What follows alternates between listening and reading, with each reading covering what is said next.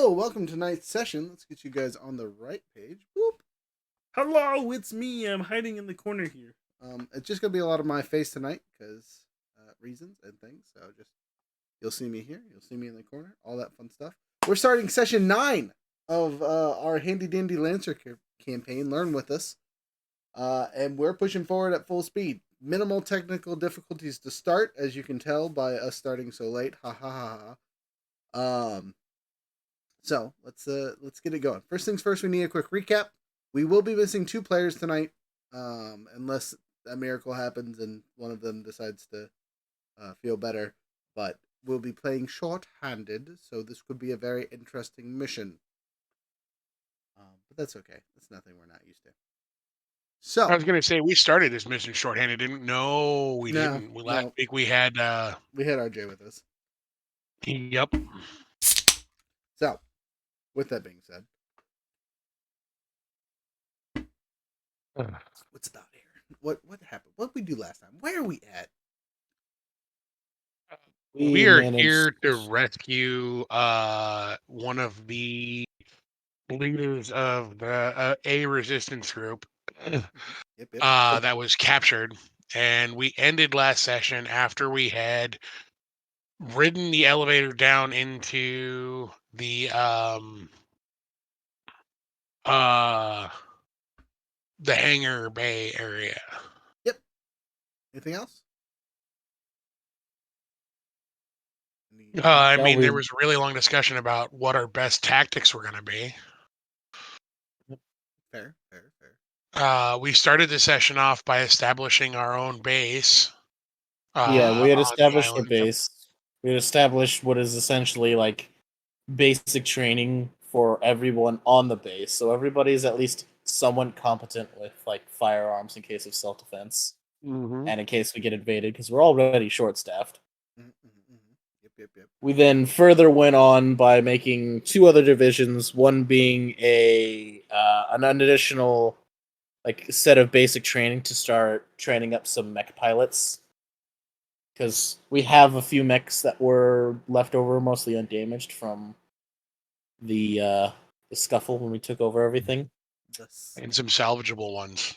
Yeah, we had some salvageable ones that we had the engineering crew starting to try and repair, so we could use them as trainings, and the other ones would be like our main set of just kind of guards, I suppose. Okay. Then we figured we need more allies, so we went to go and try and rescue one of the resistance leaders.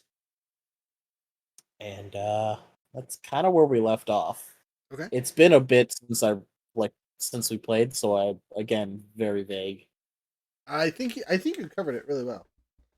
Yeah, I'm trying to think if there was anything that we were missing, but I can't think.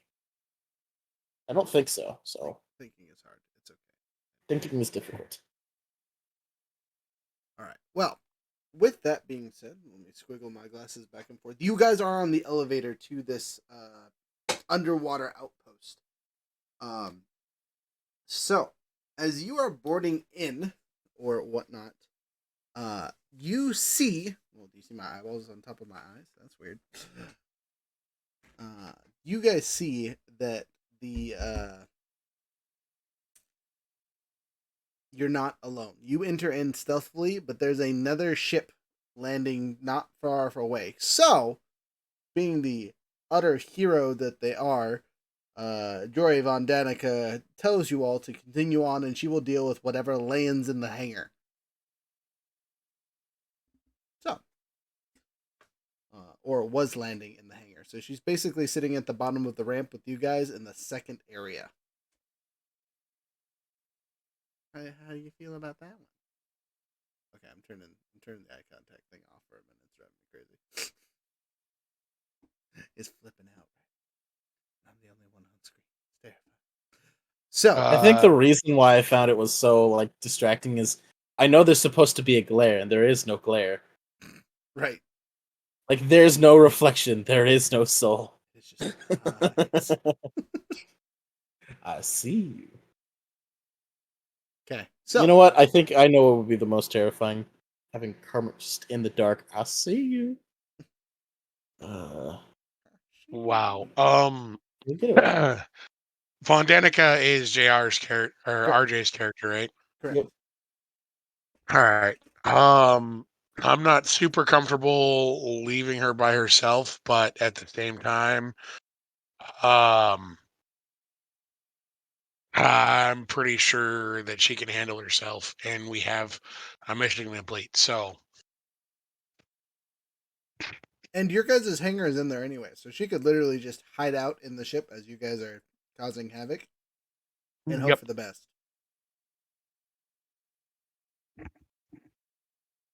So, I assume you guys are going to leave with your mechs, or you're going to try and sneak through this base. It is. We kind of. I think we already decided we can't. We could probably not sneak through this. I think Yeah. this is one of the full send sort of missions. Yeah, we kind of had already talked about it being a full send mission. Okay, I can agree to that completely. Let me pull out your guys' characters real quick, sorry. I've got it up. Alright, big boy, check. Little laser, check. And where is Machine Gun Kelly? Right over in here somewhere. Yeah, Machine Gun Kelly. Alright, the three of us are up and about. Bunjory's in the corner just in case I have to represent her getting blown up later. And there's that. I will have to put. I believe we're all in our new mechs too, right? I mean, I'm still Yes. in the same mech that I've been in. I just have scarier things now. I have more fire to play with. I was gonna say, I think I definitely switched over to the new mech because it has all the sneaky bits attached to it. Yep. Just for fun referencey stuffs. Hidden agenda here is invisible while moving and reappears when stationary. Yep. Which really means I should have taken the ambush ability. Son of a gun. Next level. It'll be alright. But anyway. Oh, and then when I'm in soft cover, ranged attackers receive +2 difficulty instead of +1. So basically, I turn soft cover into hard cover. Yep, and we are all licensed level 5. Yep. With all of that entails. Yes, that's a +3 to hit. Oh dear Christ, this is scary. Yeah, I just looked at on my mech again, and I completely forgot how I made this absolutely terrifying. As a side note, with the ability that I picked up for the talent, with the walking armory, I now, whenever I perform a critical, not roll a 20 like brutal, but actually just roll a critical, the ammunition I would have spent or charges I would have spent for my shots don't go away. They're free shots. Oh. Yeah. I need to make a new I want to make a rally. They seem like fun. Well, it's like you can do a whole lot at one, and then how are you going to get out is the big problem. Yeah, well, this isn't even for the rally. This is for the other one. But oh no, I know. It's just wasn't your other mech the rally? Yes. Or was that somebody else's? No. Yeah, okay. That's why I'm thinking of it. So, with that being said, you still can't hear us? Boobs, I think it's you, man. We can check. Yeah, double check your stuff really quick. Because I know the recordings worked, but if Twitch isn't working, I'll be upset. If Twitch isn't able to hear us, then we got problems.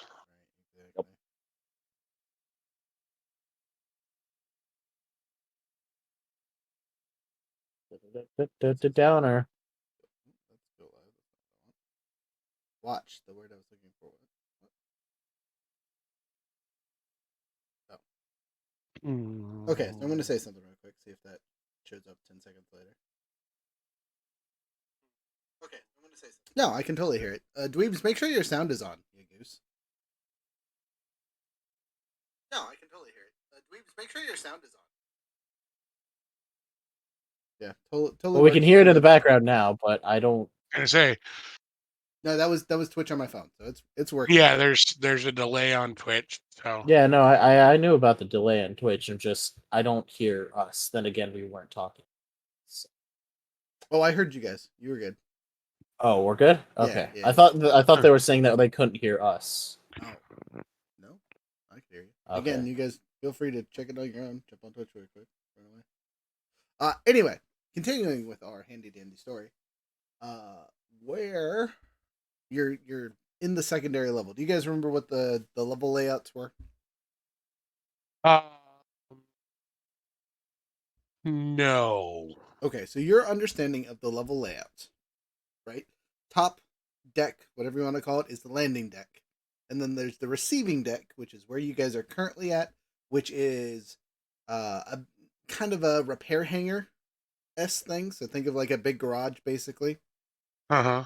The next layer under that is like a work area that transfers stuff to the garage and in and out and has big bay doors, so on and so forth, supply rooms, stuff like that. Level 4 is a barracks area that keeps all the soldiers and people and things kept. Fifth area is your comms room and important stuff there. Sixth level is the unknown. It changes depending on where you're at.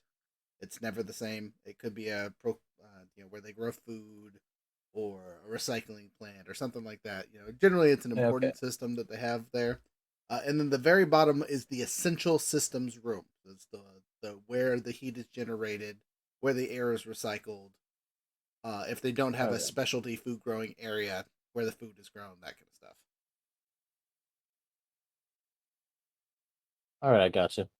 So you guys are in the equivalent of a big garage, with ships parking left and right. Yeah. You are Yes. not. Now I remember. You are not currently out of the ship that you flew in because you guys snuck in more or less or bluffed your way through things. You are loaded in your mechs. Von Jory is sitting outside of hers waiting. You guys just get up. So just as a question for proceeding, right? Are you guys running and gunning, or are you guys going to wipe things out and move forward? I think slow. That is the question, isn't it? Correct. Because the downside to staying in one place for too long is you could cause excessive damage, and then you put a hole in the thing, and automated systems shut things down, so on and so forth. Whereas if you're running and gunning, you might be able to outrun the doors closing. Yeah. Dang it, that's a hard one. What are you thinking, Frozen? I'm thinking I got a speed 5. I mean, hold on, how fast am I? I have a speed. Where is the speed? Am I dumb? No. Don't answer that. I have a speed 4, so I could probably keep up. I has the speed 6. Yeah. So I think running and gunning might work. The issue is what happens if they come for our ship, which is our only way out. Well, like I said, I mean, I have an EVA module, so I could literally jump in the ocean and be fine, but you guys can't. I have an EVA module. I think we all installed EVA modules actually to. Oh, okay. In that case, I mean, because we're emergency. underwater. Yeah, emergency cases, we jump out and we're just like, hey, we'll meet you somewhere else. You just get the heck out of here. Okay.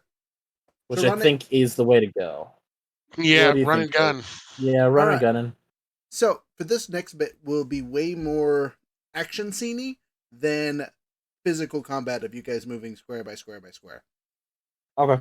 I will ask you for specific abilities and powers and to roll dice to shoot things, but I'm not going to put you guys on the board while you're doing so because you're running and gunning, and then I would have to change the map a whole bunch. So, you guys jump out of your mechs. In this hangar, there are 3 other mechs that are currently shut down. What is your plan? What do you do? They're being loaded, offloaded, something.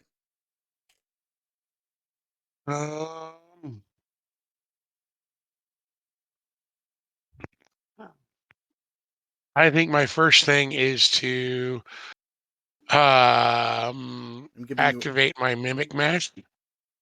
What's that? What's it do? On activation, choose an allied character within sensors. Until the end of your next turn, you gain the battlefield awareness reaction. This reaction triggers when a hostile action is taken against my target, and I can move 3 spaces towards my target by the most direct route possible. This movement interrupts and resolves before the triggering action, ignores engagement, and doesn't provoke reaction. And this reaction can be taken as many times per round as it is triggered. Wow, that's pretty impressive. Is that once per scene, or is that how often can you do that?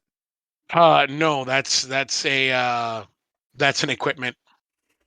Really, that's super cool. Holy cow! My equipment just lets me turn invisible when I brace. Yeah. So I think because you have a faster speed, I'm gonna use you as my target. That's fair. I'll take it. I will just have to full sprint, full tilt as much as I can. Okay, so you're moving. Um, You're moving towards the door at full speed, just chugging. I mean, you guys are booking it as fast as you can. That's the only thing I can do is just constantly go as fast as I can. The good news is I can't get over a certain amount with heat dice, so I'll be fine. Maybe. Hopefully. I mean, I eventually gain resistance to heat, so it just doesn't matter, even if I, overcharge. So Yeah, I gotta be careful with that with this one. All of its weapons are heat based, and it only has a heat capacity of 6. oh yeah, no, I'm over here with a heat capacity of 12. I got double that, but that's just because that's how the Tokugawa do. That's how the Tokugawa would do indeed. All right, so you guys are running. You're just sprinting at full speed. Are you? You're not overdriving at all to get extra speed.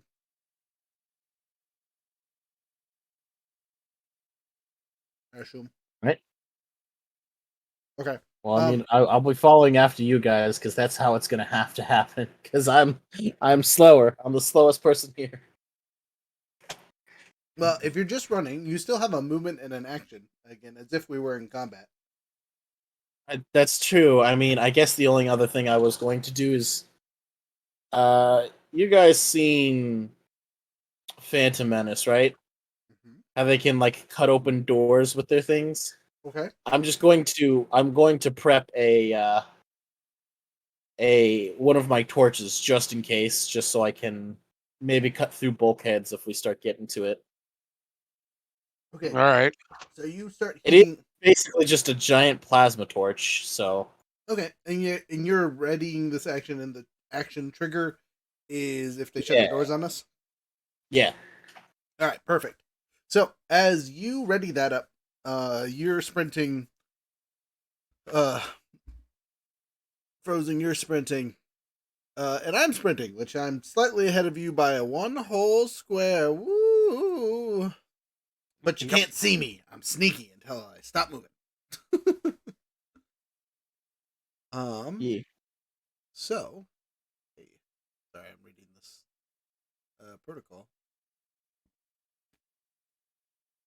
That's pretty cool. Tactical cloak. You're invisible for the rest of the By the scene. way, I count as hardcover if you're adjacent to me. Which I doesn't count for That, anything extra for me. I need soft cover for it to count as hardcover. So basically, everything's hardcover for me. oh. Well, Well, I guess I will be running alongside you, Frozen, as much as I can. so I'm gonna take this turn and do my bolt thrower. And fire my rail rifle because I can. With the bolt thrower, it's a range 8, which I'm definitely within range of these guys. Um, let's see if I can hit. You know what would be really helpful, friends? If I had dice out. Woohoo. Everybody loves I dice. never would have imagined that would be helpful in a TTRPG dice-based game. Shellacking. I managed to find all my dice, and I recently put up a 2 monitor stand, so I have a lot more room to roll. Oh, very nice, very nice. I just had 2 monitors sitting on my desk before, but now it's so much easier. Oh, dude, yeah, no, the stand makes it so much easier. I was like, I could go down to one monitor, but I just can't do that after getting used to two. It's just I can't do it. Right. I physically Right. can't. So it's It's the worst.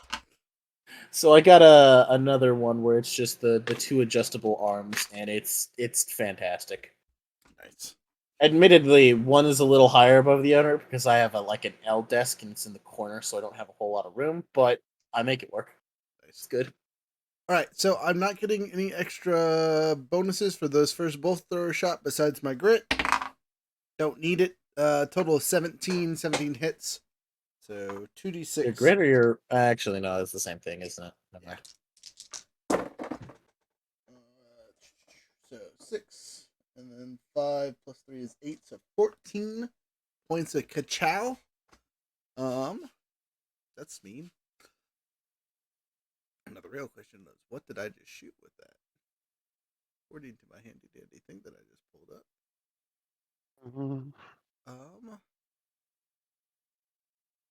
That unactivated scout is Splody. Yep. Splody. Didn't have a chance. Dang. Probably a Dang. good thing to take care of. Okay.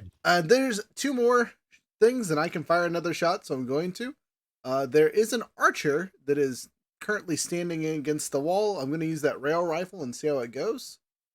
Rail rifle does a straight line D10. I'm not lined up with the other one, unfortunately, so I can't hit both of them. But I can, yeah, I'll do my best on this. This weapon gives me a heat of 1. You know what? I'm going to activate one of my ammo cases for this one, just because I can. And we're going to do...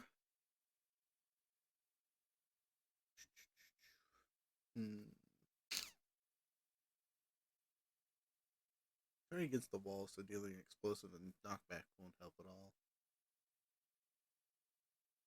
Hellfire. The attack deals energy damage and deals any bonus damage as burn. So that turns the little +1 that it has into burn damage. And I'm about that. That sounds fun, right? Yeah. Hell yeah. And that's your bolt thrower, right? No, this one is my rail rifle. I already fired my my bolt thrower. That was the first thing that blew up the scout. Okay, I got you. And pew. Okay. 15 plus 3 is 18. So a whopping 18 hits the unliving whatever. It's just chilling, having a great time. Let's do some damage. It's only a 1d6 plus 1, but the 1 is burn damage. Max damage. So it takes 6 points of shock and 1 point of burn. Which it'll save on its turn. So takes 7 damage basically. It's hurt, but not dead.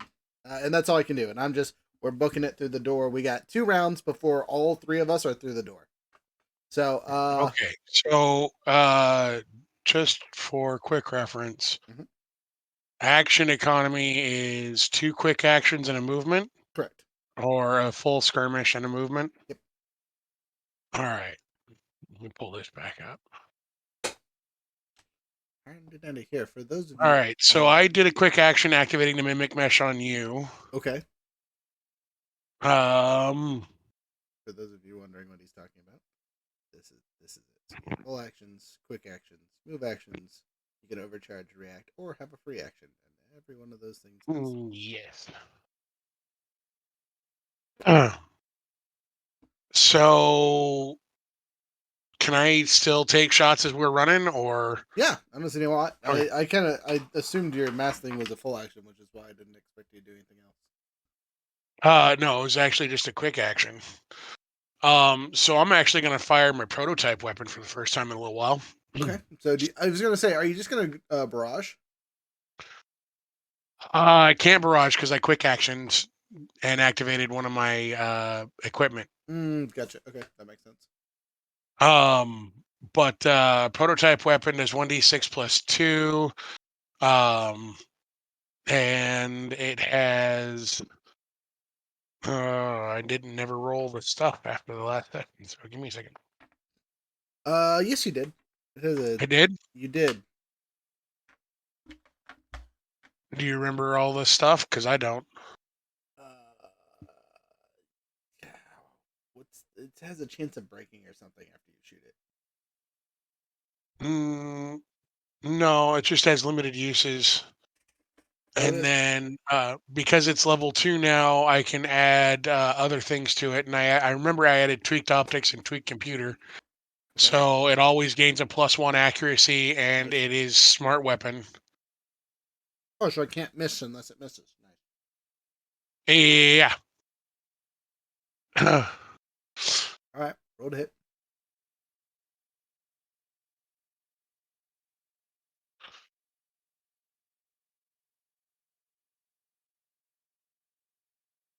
So we have 19 on the 20, +2 on the D6, +5 or +3 is 24 to hit. You got him. Critical, baby.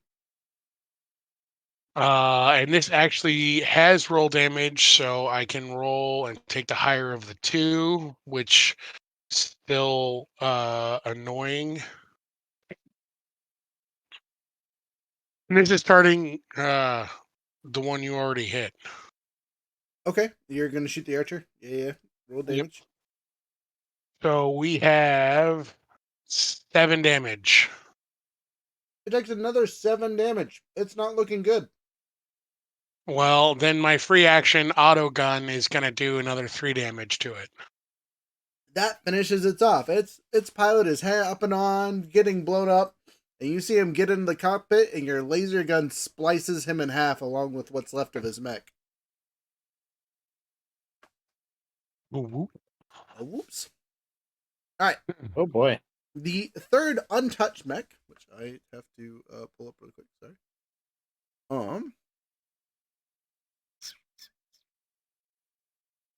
Do not want to do Hornet because it will do 0 damage to you guys. Is another scout. Okay. I'm betting that Danica can handle that one. Okay. It's either that or actually, wait, I have idea. So the scout still gets a turn, and it's going to run up to you, sir, in the very front, which is me. He's targeting me. You're invisible, though. I am not invisible. I'm not moving. Oh. Basically, it allows me to run by enemies without them being able to attack me, is what that power grants, more or less. And if I use the quote-unquote hidden stuff for doing things and whatnot, so like my infiltrator ability is really good if I leveled up with this mech. Anyway, he's going to shoot at me. Before his attack triggers, my mimic mash will trigger, and I will move 3 spaces closer to you. Okay, you are literally right next to me. Yep. Okay. And as long as you're adjacent to me, you have hard cover. I know it doesn't. That's still good. I'll take it. Soft cover would work for you, but hard cover works too. Yes. 2 either way. Alright, so hey, come back here. He rolled a 2 and then got -5. So even with his +2 accuracy, he gets the sad trumpet. Are you guys ready for the sad trumpet? Yes.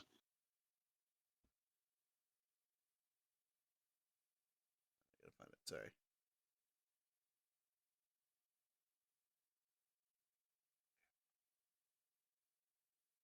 You just don't have it prepared, ready to rock and roll. I'm still learning where I put all these things. Macros, man. I'm sorry.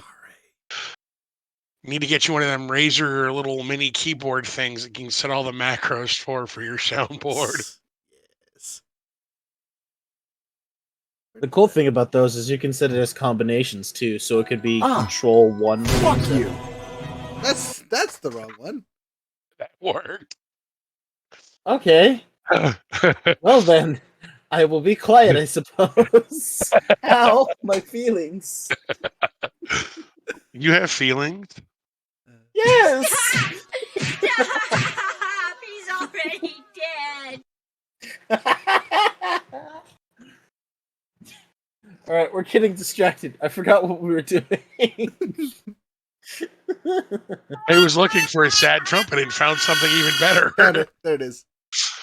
Sorry, I was in the wrong category. That's what got me. All right. So anyway, expect those throughout the night. People watching, prepare yourself.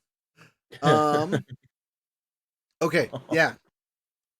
Next. Quick interjection: has Dweeb sound started working? I have no idea. Huh. So maybe. Hopefully. All right, Waylon, Yeah. you were thinking about doing something to this guy that just The one idea I have is I currently have skirmisher. So what I can do is I can hit him, and if I could hit him with the skirmish, and I get to move 2 spaces. Yes, that be me. So I get to hit him and I get to move. So the idea was I was going to hit him and then use those 2 spaces after I get past him Mhm. to also just get a bit closer to the door before it closes. A solid choice. So Lit. that's gonna be what I'm gonna do. Okay. You do so with fantastic effects. Go ahead and hit him, or try and hit him, as he's next to me. I forgot to destroy or not destroy. I forgot to set it as the mission had ended from last time. Oh. Whoops. Oopsie. All right. Combat mode. Okay. So I'm going to swing at him. This is my first attack, which means I get a bonus because it is my first main melee attack. So that's 1. I also currently have soft cover, but I mean he's not in his mech to do anything really, so there's not much you could do.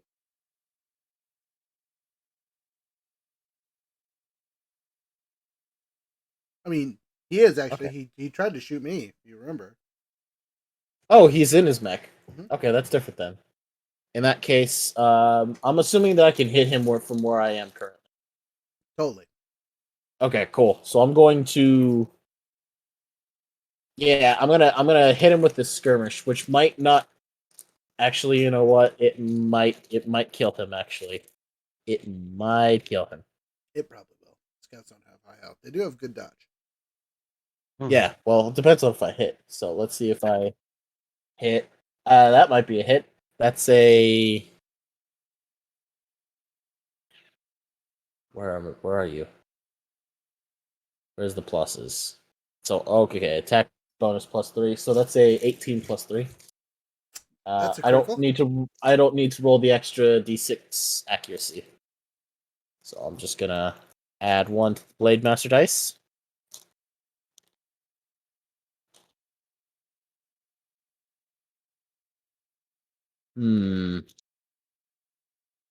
Yeah, okay, never mind. And then I'm going to skirmish him with the torch that I have that has the overpowered caliber on it. Okay. So let's roll damage first. So the first set of damage on the first hit, and I'm not in the danger zone yet, so this is just all the basic stuff. Okay. Okay. So the first bit of damage gets dealt. It is so what, a d6? So yeah, okay. So it's 4 energy damage Okay. You still alive? and 3 burn, Okay. which burn is, ignores AP. Yep. Not that he has any. Yep. Yeah, and then he's got to make that check at the end of his turn. Yep. I'm pretty sure. Yep.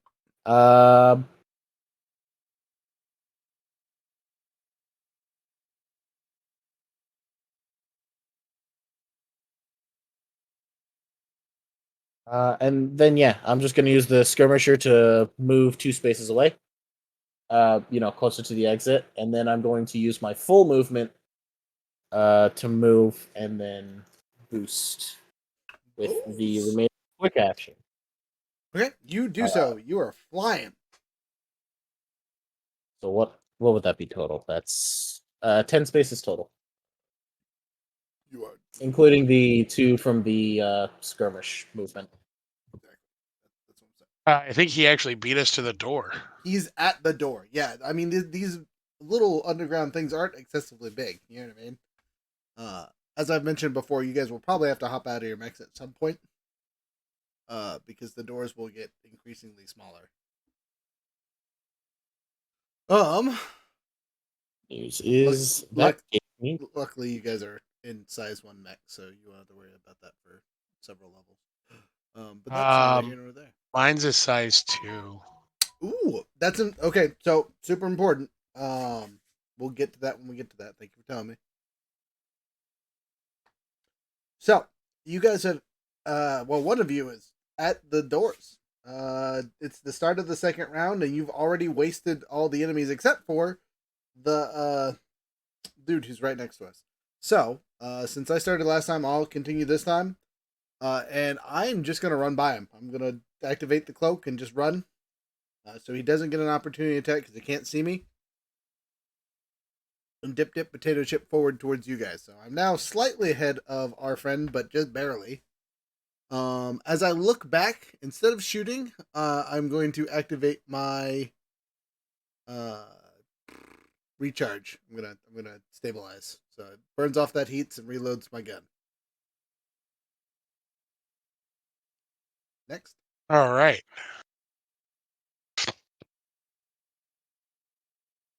I am also going to run past him. Okay, so he will get an opportunity attack on you unless you have something that prevents that. Nope. Okay. Don't worry, it's fine. Total of 5.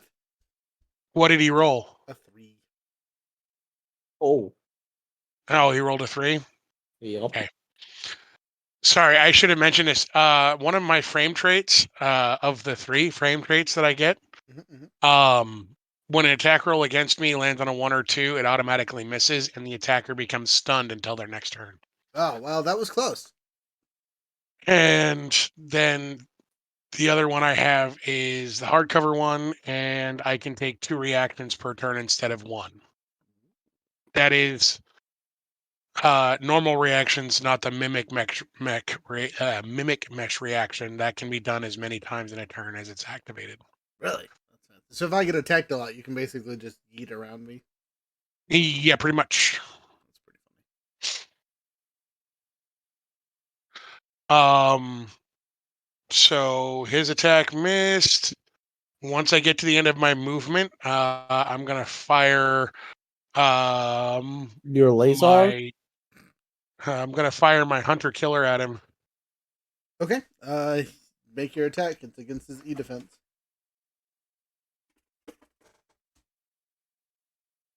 Which shall I say is lacking. Hey, get out of here, Chop. That is not the right die. Okay, hurry up. It helps to roll the right die. Yes, indeed. So that's a nat 20. Got him. You're brutal. I do not. But it's still a critical, so I get to take the highest damage. And we have 5 damage. He's super dead. Mm. He had burn damage. He wasn't going to make it through the next round anyway. But you assured his death. That scout was like, I'm going to get him. Pew. I'm going to get close so I can attack him. And then we just murdered him. So, that being the case, you with your movement, you still need one more round before you enter the door. As the second phase ends, because we're kind of out of combat, the door starts to shut, and you're easily able to run through there because you guys basically beelined it out the door. You do get a comms from Jory And she tells you, "Hey, there's more ships coming down the hangar, so don't take too long, please." You hear firing off in the distance as she lets loose on her RPG and anti-material rifle. All right. You guys have now entered, the operations room. And the operations room, as noted by the name, is full of monitors and scared-looking people. There's a small force of enemies directly in front of you. They're squad-sized people. What do you do? May I go first? We're going to cutscene this, so don't worry about combat. Just tell me what you want to do to them. But yes. Well, I want to extrude my basilisk. So it's my core ability, and I will, for the folks listening, I will go over this. So my Horus Gorgon core system is the basilisk directed anti-cognition hyperfractal. The basilisk is a dangerous mimetic weapon derived from d'hide liturgicode, translated for use in mech scale engagements.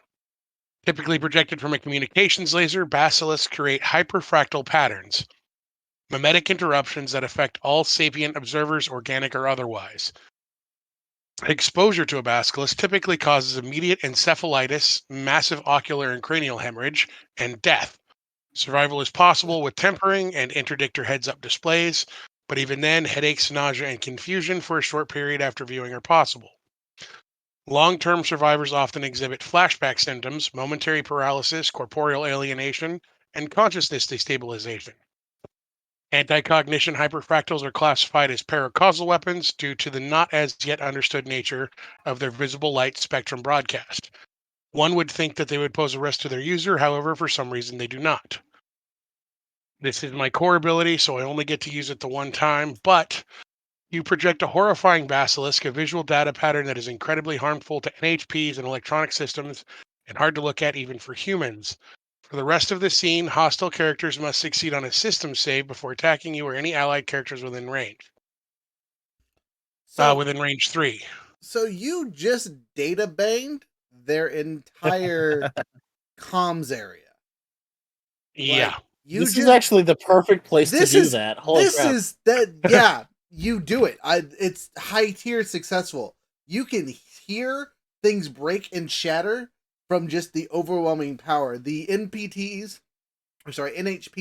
that are in the room that aren't even necessarily combat ones. You hear them scream in horror and start to cascade or explode.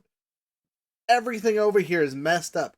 The few humans that were at their desks and consoles kind of doing what they needed to do to shut down security and all this other stuff that they were trying, they get blown out of their seats from the consoles exploding. The few soldiers that were lined up sitting there just got literally hit with the basilisk data to the face. And I'm going to roll how many of them are standing after that attack. You had 3 squads worth of enemies there, so there's about 12 of them. 2 of them are standing up. The rest are seizing and on the ground, having a real bad time. Oh boy. So, that was the best you could have done. Will there be further consequences because of that choice?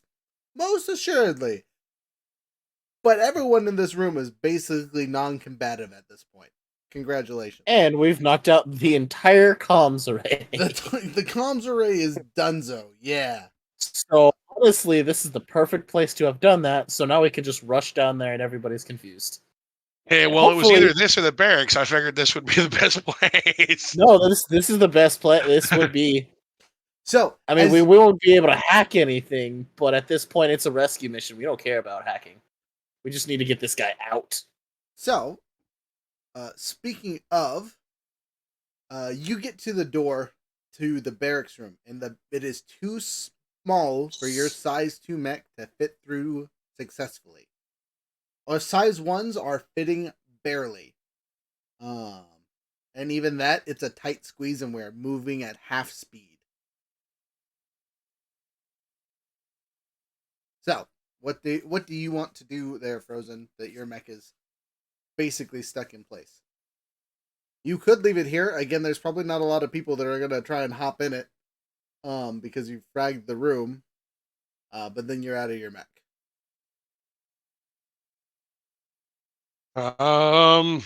Does anybody else? Did anybody else take the expanded compartment? Good question. Taking a look. Mine doesn't have the list of the equipment that I've got. Hold on. It should be in. Nope. I have personalizations. Yep, me too. I mean, it makes sense that the big one has the expanded compartment, but still. Sorry, friend. Nope. Do you want me to start cutting? I do have the plasma torch. So, knowing that these are pressurized holes, just cutting into them probably that's the probably right not a good No, idea. I meant like cutting the door that would be like shutting, but not like. Okay, never mind. Yeah, so That the idea. door is not shutting. Thank you, data fragments. There's no alarms going off, and there's like 2, maybe 3 lights that survived the data purge in this room. So do you guys? We figured that this person was probably being held in the barracks, right? Yep. We had talked about it being the barracks, or maybe the extra room, or maybe even all the way down at the core. You know what I mean? Because they're being ransomed, so they're a high value target. So. All right. So my question is that if I stay here and hold down this area, because these guys are only going to be stunned for a little while. I mean, not the ones that took glasses No, to the yeah, face no. and whatnot. The NHPs that you fried are definitely not going to come back anytime soon. But yes, there could be reinforcements. But you guys took out the 3 mechs that were being operated in the garage, and Von That's Joria is true. holding the elevator. So whoever's coming down the elevator has to walk down manually, which will take That's them some also time. true. All right. Nope. I will dismount and I will jockey on the back of one of your guys' mechs. You're gonna want to be on his mech because he can turn invisible. I turn into a walking Chernobyl. You will not have kids after you've been on my mech. So as you hop on my back, Hex is gonna look at you, or he's gonna look at you. You can't see him, but you'll hear him through the comms, and he'll say something like, "Hold on tight. Takes a lot of practice to ride on mechs all the time." And then also some commentary. Do you want me to roll for it, or are we just gonna Yeah, yada no, yada? we're already Story, yada please. yada. It'll be fine. Again, kind of cutscene-y.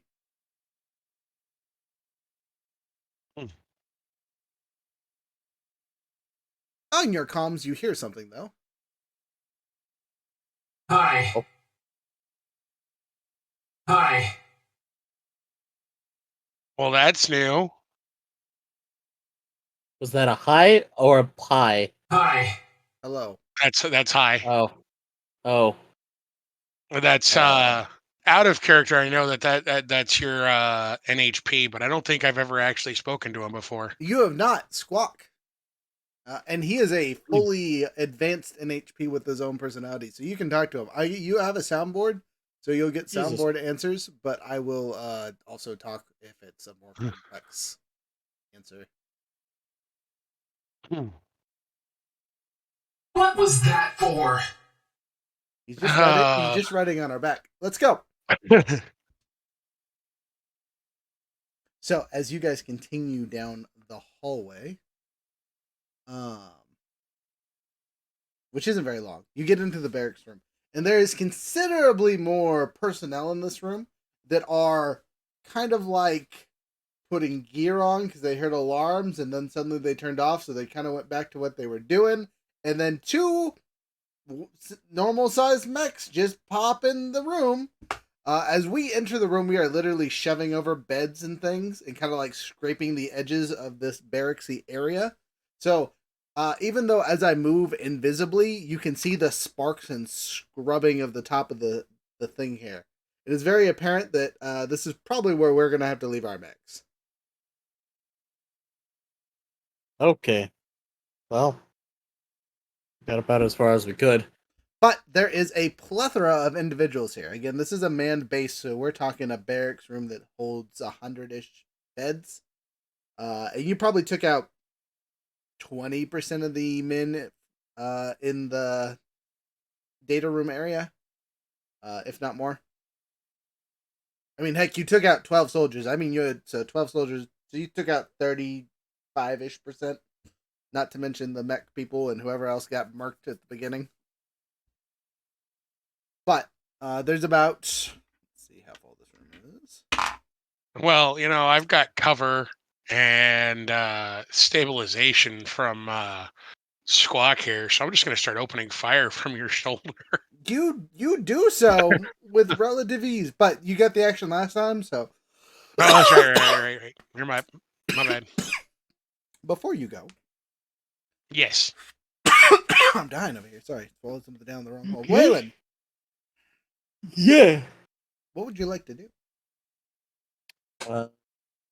You said there was the guys in front of us, Yes. but we don't have mechs though, right? No, You you're guys still are in your still in mechs. mechs, but you're going to have to get out at the end of this room. Oh, okay. So how many guys are in front of us? Was it like you said there was like 2?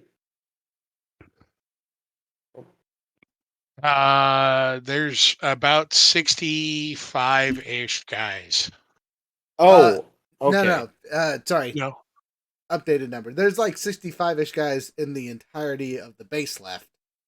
In here, there's about 40, though. You guys caught them on a shift change. Oh, okay. I'm gonna open up my regular player stats because I'm going to threaten. Okay, so with the mech with 2 very large fire swords. Roll it. See what happens. I'm trying to. I have an increase to threaten. I just got to get back to my character page. Hold on. Duplicate. Go to that tab.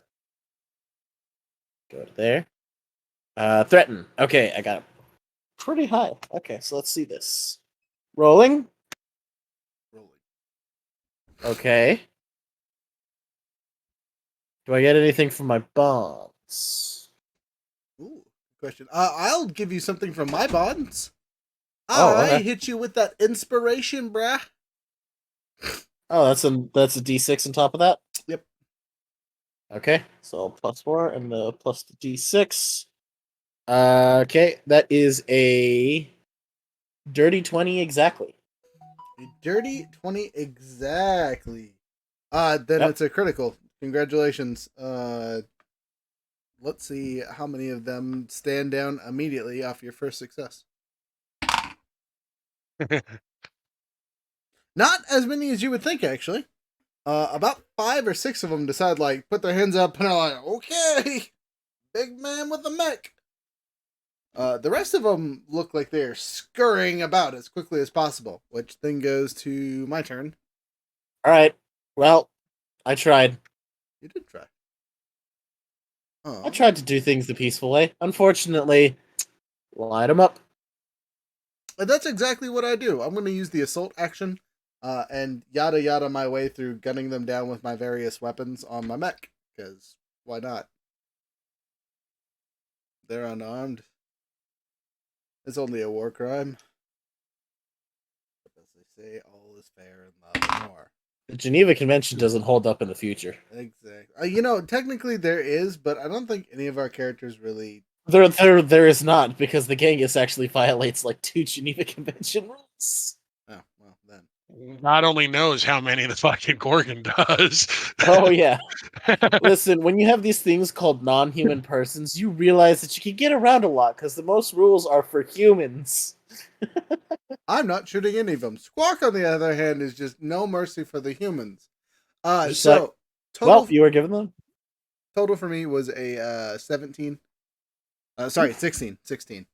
So I'll make another roll and see what the percentile of people that get splooted is.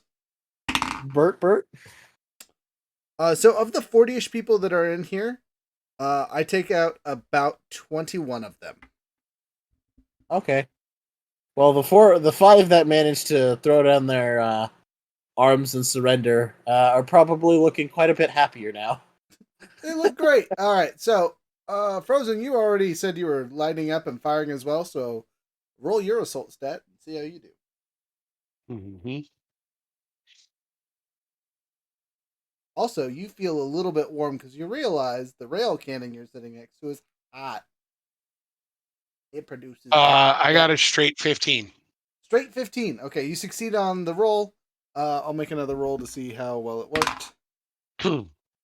Apparently you're a terrible shot. Well, that's fair. Yeah, you shoot like 5 dudes, if that. You injure more people than you kill for sure. All right. Well, I am doing this while riding on the back of a mech. You know, that is getting squished up to the top. Yeah, I understand. So as you're pew-pewing away and shooting at people, the remaining members of the people run in directions. So there's about, let's see, between 10-ish people that you are going to be unaccounted for. But there's only 2 ways to go. So let's see how many odd people go one way and how many people go the other way. Okay, so besides the 6 that surrendered, 3 of them just give up, surrender, start crying, like on the spot, you know what I mean? One person runs into where you guys came from, like runs past you bravely, and then the other 3 run deeper into the base. So you have prisoners to deal with, or are you just gonna, what do you get? You're at the point where your mechs are kind of like too big to fit through the holes.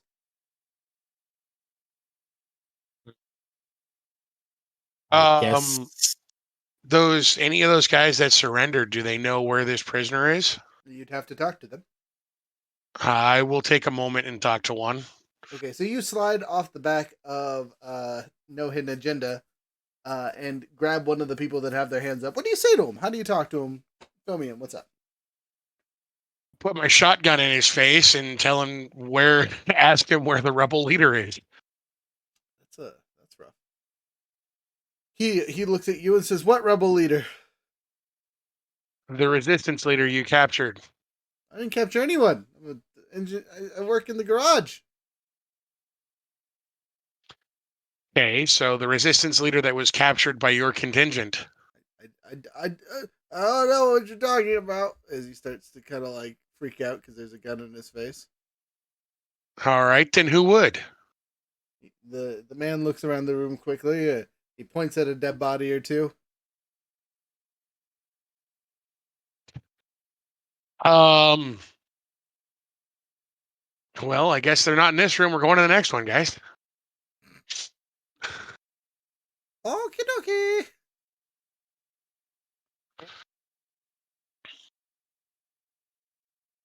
Sorry, give me a second. I'm editing something. So, you guys kind of just hop out your mechs and leave them there. I can tell Squawk to be on guard duty. I tell him don't let anyone get in the other mech or yourself besides me. All right.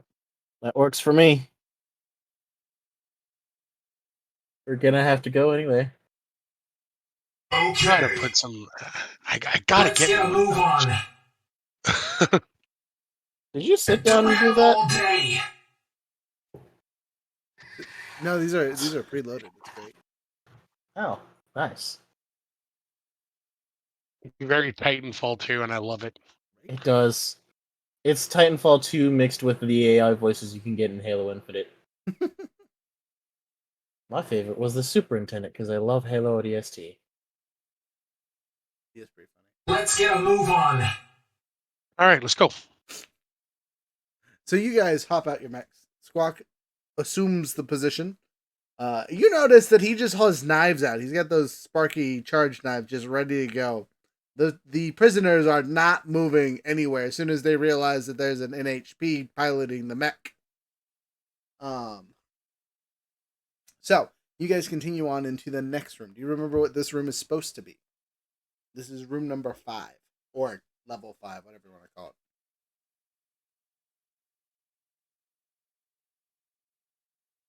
This was the storage / food growing area, wasn't it? No.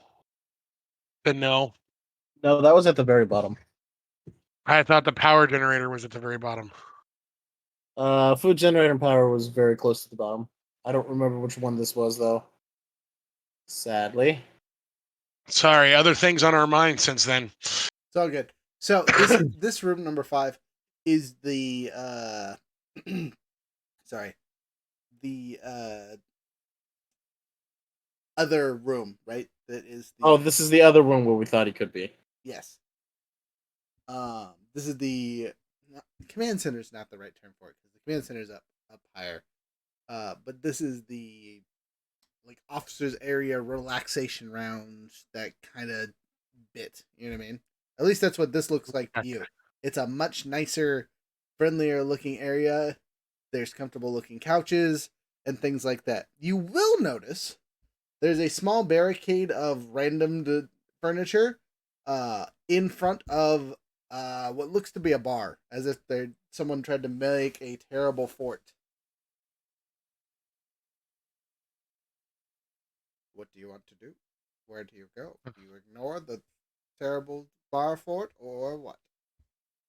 No. This can't place ignore also terrible has several person. privacy rooms or whatever you want to call it. I think the first place would be going to see what's up with that bar. Anybody else? No, I'm with you there. Heck says it reminds him of the guards' room back home. You know, just a little bit more luxurious than any of the prisoner places. All right. Well, I guess we're going to the bar. Guys, wall over to the bar. Excuse me, sorry. And it has those 3 people that ran this way. They're hiding there with a small group of other people. As soon as you guys get close, they open fire. Pew, pew, pew, pew, pew. I'm going to make some rolls and see if any of those pews hit you on accident. Your guys' base evasion for your characters is what? 8? I think for regular characters, yeah, I think it's 8. Okay. Mine's actually 6. And your pilot armor? Yeah, because I have a heavy hard suit. Oh, okay, I have a assault hard suit, so mine is 8. But I get 2 armor. Ah, that's the trade off. I have 1 armor, 8 evasion. Yeah. Yep. So I have the same as you. Okay, we're both rocking assault ones. Good, cool. Yep. Also, are we wearing flex suits, or is it the other suits that we should be wearing? I remember where we I went with a self undersuit just in case. Yeah, the self undersuit was the one I've got. I think I remember you saying you had taken that too. Yeah, I think we all took it just in case. Yeah, because what was the other one that you were talking about? The flex. The other one doesn't steal and let you breathe underwater like the silk suit does. Yeah. The other one does something There it is. else. I think the other one's like a still suit, so you can like drink your sweat. Yep. Okay. Just wanted That and the self undersuit's the one that lets you actually exist underwater. Yep. The self does all the same things, but it also seals and covers your head. No, I don't. It just lets you. I don't think it actually lets you do that. I think the still suit just makes it so you don't need to like drink. You don't suffer effects of like dehydration and stuff like that. The still suit does. I mean, I guess it does the same thing. Huh. That's weird.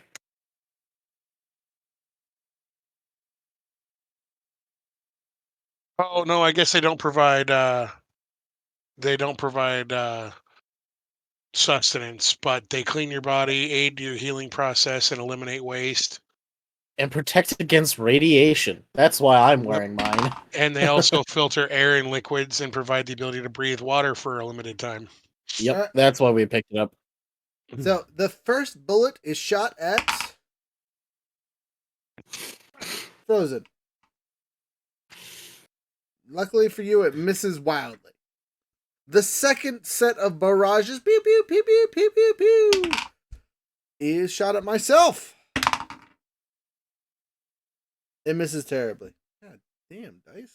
I'm gonna switch dice because that's not good. Ow. I rolled a 1 and a 3 so far. It's going real good. And then last but not least, okay. Whew. Apparently they don't like me. Then that's a 5. So, Pew pew pew pew pew pew pew pew. The scared men behind the bar can't hit the broadside of a door for some reason. And our evasion isn't even that good. Like WTF, yo. So, with that, what do you guys do as they're firing what they have behind the bar at you guys? I believe it's Hex's turn to go first. Well, Yup. you know Hex's solution.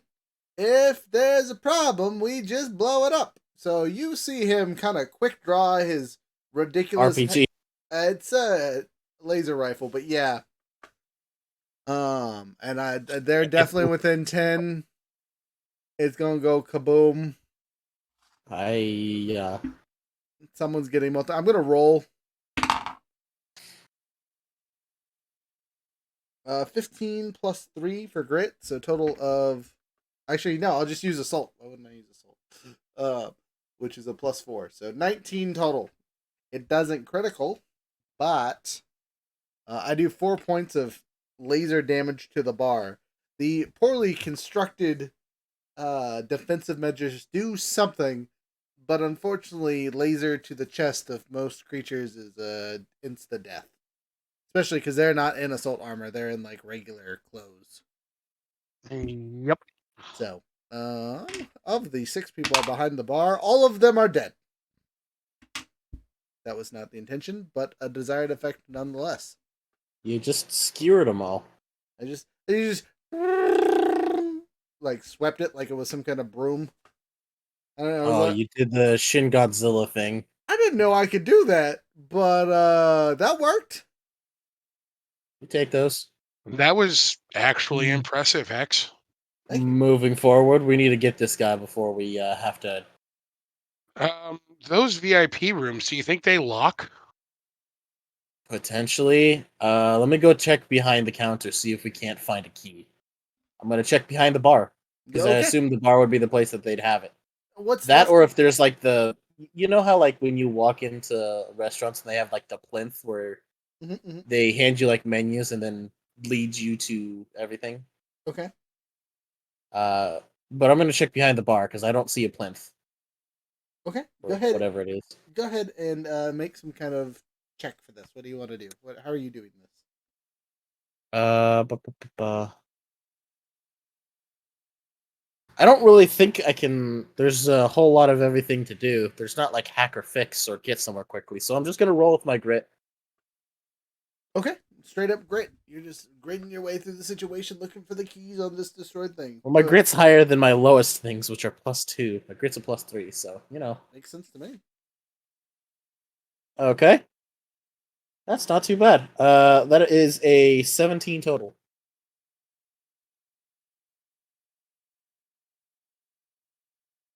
Hello?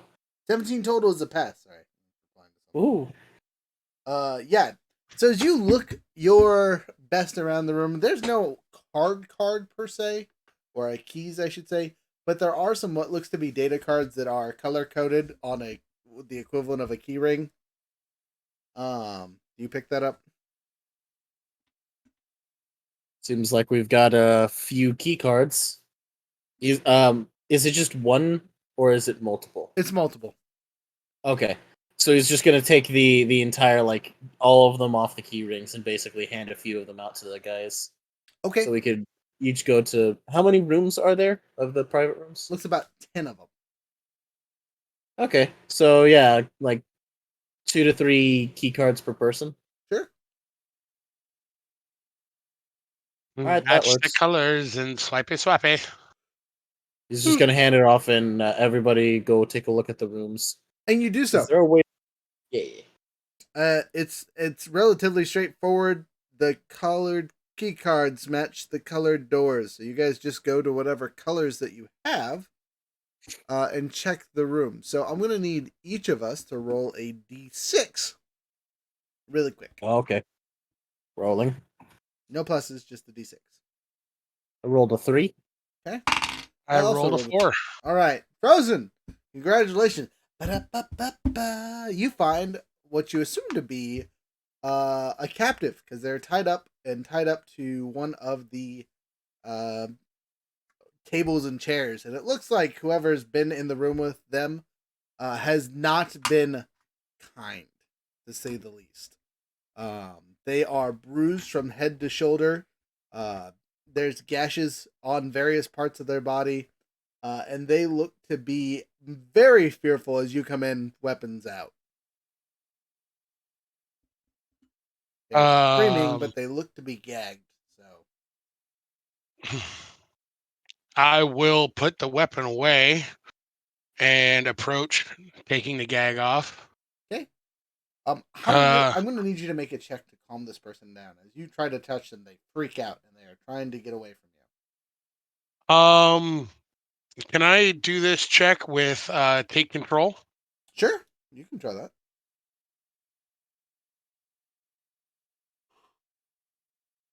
Sorry. That's a nat 20 plus 4. Okay, 20. You need to get unweighted dice run. Anyway, your 20s. They're just happy to be used after so long. Right. It's been 87 years. So as you pop open your facey mask that is on your suit and whatnot, you look down and calm them down and say, if I was here to kill you, I would have pulled my trigger already. Or something along those lines. Calm down right now. There's no need for this. I'm trying to untie you. As you say those words, they seem to relax just a little bit. They hold out their hands the best they can. So, do you have any kind of melee weapons on you? I do. No, I don't. Okay, so you can call to your friends basically, or you could try to shoot them off or something along those lines. But considering you have a heavy machine gun, I don't know if that's a great idea. Yeah, it's that or a shotgun, and I don't really think that those are going to do the job. So I've I got will holler, I need a knife here.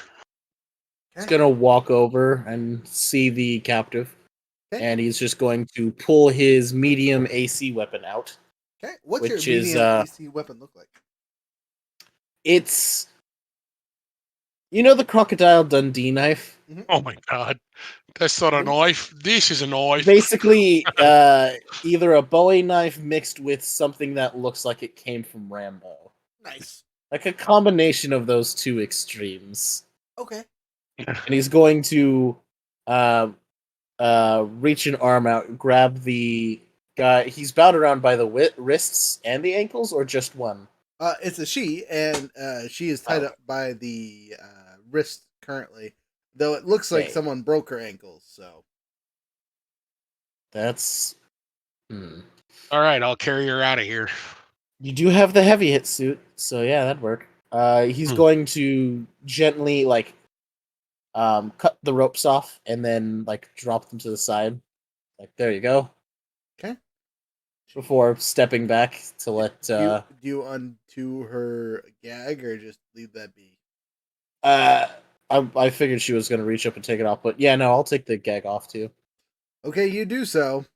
There's whimpering and crying, and it's not like scared whimpering and crying. It's like she's talking to herself happily, and trying to be composed, because she thought she was dead.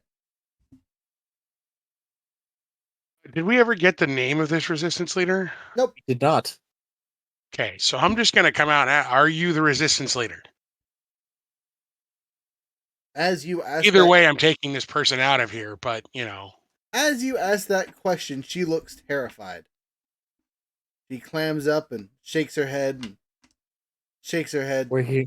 We're here with the Union. We are here to save you. We're breaking Even you if you out weren't of the here. resistance leader, I'm taking you out of here. I just need to know if we need to keep looking for the resistance leader or if we can leave now. We have a ship waiting. So as you say those words, she breaks down crying. And, oh, thank God!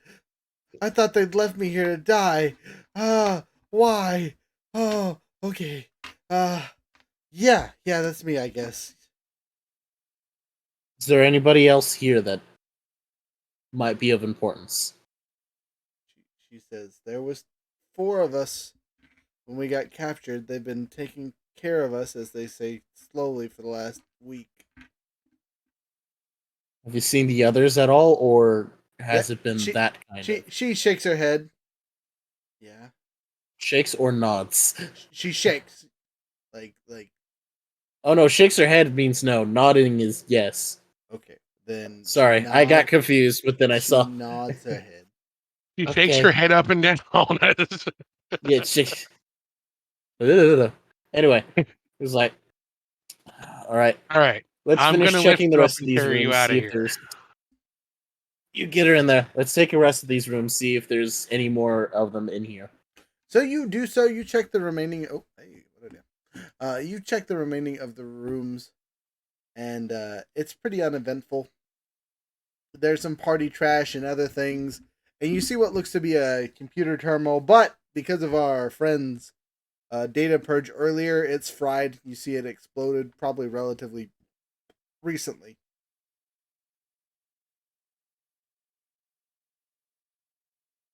Sorry, not sorry. Yeah, I mean, it's good, but I wish we know where it is. So he's just gonna look to the others. Like, now the question is, do we need to go?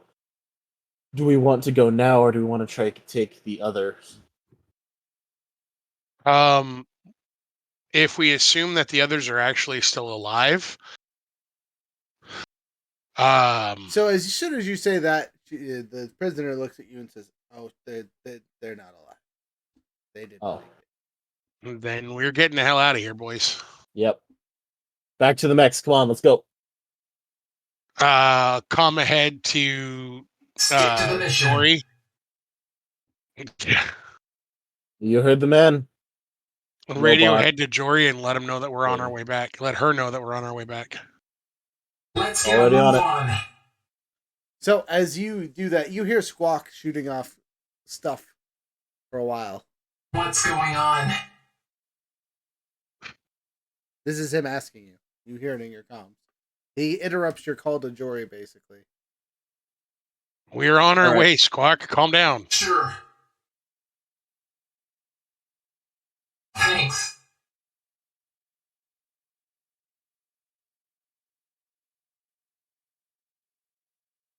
I think I lost you. You're having No, fun we're with these. still here. Do you copy? Yes. We're on our way. Yes.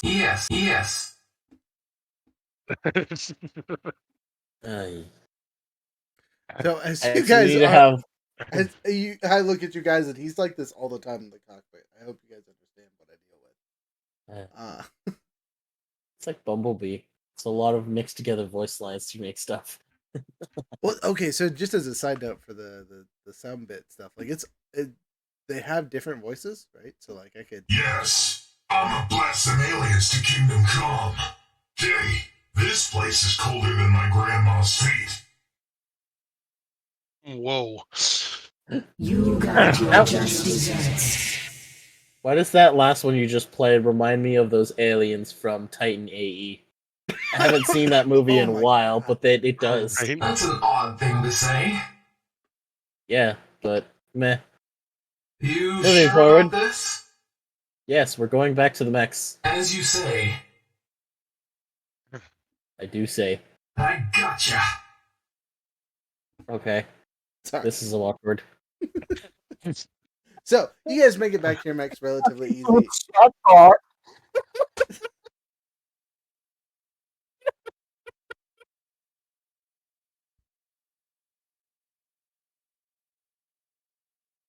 I heard giggling. Is everyone okay?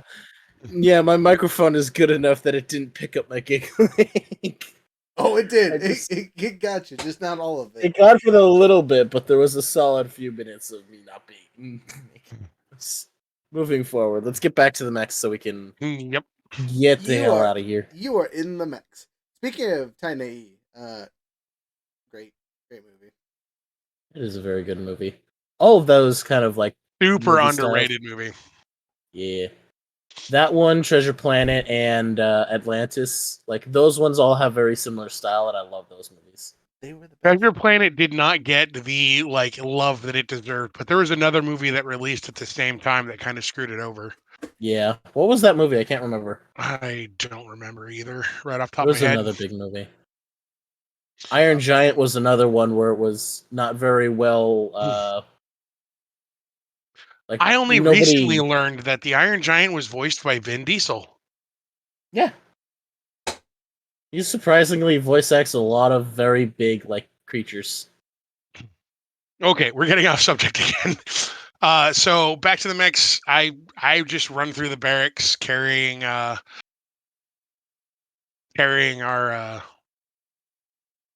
Damsel in rescue. distress. Yeah, The tramp. Yes. the damsel carrying the damsel. Uh-huh. It is like Beauty and the Beast, but not French. Ouch. Just call my character ugly. Any chance I get, says Hex. Aye, that burns. Why? So do my eyes every time I stare at you people. Hex is on a All roll. right. I don't know why. Please excuse him. You need to look in a mirror, but oh wait, you can't find one that doesn't break. You're We're moving forward. You bastards. We're having a jolly old time just walking past all these dead bodies, by the way. Oh We my got god. Oh yeah, Just- and then there's just- this traumatized. This poor traumatized like hostage that we're rescuing is just like, what the fuck is wrong with these people? very, very, very many things. So For as you guys make it out to the secondary room, which was the barracks, or out of the barracks, I should say, and into the comms room, sitting there undisturbed is Frozen's mech. So, you get in, I assume, and throw her in your extra cockpit. Yes, I put her in the space behind my. All right. So the four of us continue out to the elevator area, right? That connects the garage area to the hangar area, and we see our ship at the bottom. We do see that Jory is shooting every couple of seconds. You see her reloading stuff and firing up the elevator at something. seems like we gotta go. You do notice her usually easily seen antennae is missing, along with about a third of her mech. So something Shit. goosed her up good, but she's still throwing punches. And whatever it is far enough away that it's not, on this level. All right, we're out of here. Is the things that are firing at her within range? Like, what is the range? Well, she can fire an anti-material rifle, and an RPG at like 20, I think, is her weapons. But she's also firing up at something, not down. So It's gonna be a bit farther away. Yeah, I've got whatever it 15 is, in it's range. firing back. So, Well, we could do this the easy way: just blow a hole in the side of the damn hangar. that is an option, except for your pilot that's in your ship might be a little upset. yeah, All let's right, get our go. ships can't We're go going. underwater. We're going. Okay, so you guys load up in the ship. One of you is gonna need to hop out, and activate the elevator basically to bring you up to the thing. Also, I'm gonna say that I will do it. okay, so you go over to the elevator controls, and there's an issue. There's no power. Oh boy. You're gonna have to hotwire this, or something. Okay, well, it's a good thing I have some bonuses to hacker fix. Hey, all right, this would be the time to use them. So I'm gonna use that, and then I'm going to also use one of my bonds, Okay. which is the sun. I gain increased effects on all actions for the rest of the scene. Okay, do so. So, well, let's see here. Plus, where's my hacker fix? Okay, so that is a +4 to you. Does anybody want to add some bonuses? I mean, I could hop out and use my rigor ability. I mean, I rolled an 18. I don't know if you want to make that bigger, but you know what? It's an 18. It's a success, so good thing for the sun to increase it. Okay. So, as you increase the effect of your ability, it takes half the time it should. You put it together almost instantaneously, and the elevator starts. Jory's mech retreats back to where the ship is, and you see her pop out of the what's left of her hatch, and she goes, "I don't think I can swim out of here." So you better be able to fly. All right, everybody, I guess, is loading up. Yep. Can we have? I don't know if it's like, is it like a VTOL that it could do like a vertical takeoff? The It ship? is, but Jory informs you as you guys are starting to load up that there's something big at the top there that Marmac isn't going to handle alone, and it's got big guns. If that's the case, then I will probably I will. not load in. Yeah, I'm gonna get on the elevator and start providing cover. I'm gonna get on the elevator and just light my swords up, getting ready for it. Okay. As you guys do so, let me put some things on the board, turn off computers, and so on and so forth. Flippity flop. That's wrong button. Minimize. And turn on my camera so people can still see my face. Cover the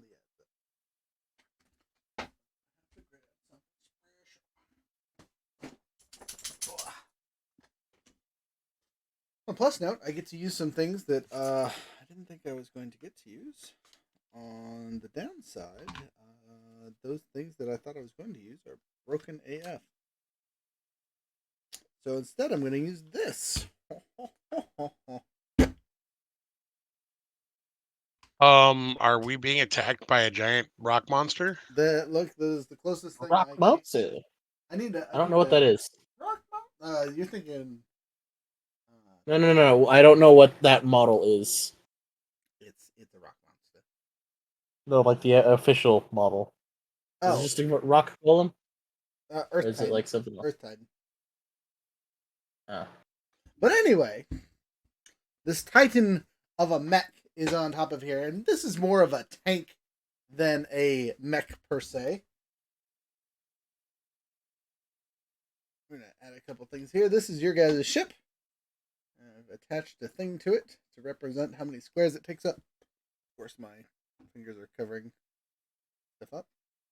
I'm not going to put down a special map just because the area you guys are playing in is relatively open and doesn't have a lot of cover because there's a little landing strip S thing that'll let you take off. This thing has 4 giant guns and a considerable amount of smaller tiered cannons kind of placed all over it. And you can see it's taken some damage from Jory shooting the anti-material rifle at it. But not a lot. So since you guys are all over here, this is where combat is going to start.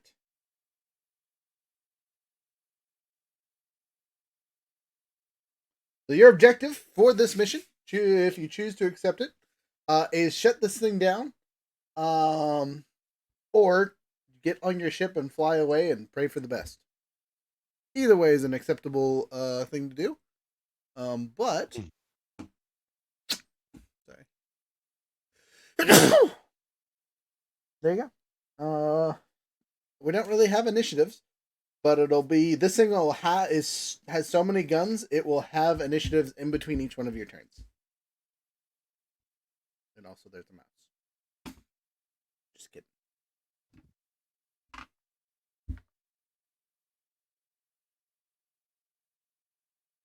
You guys hear Jory explain to you over the comms from the microphone. That ship that was flying in behind us was only carrying this thing. It was a specialty built ship to drop this thing off. I don't know what's wrong with it, but it was coming here for some reason. Well,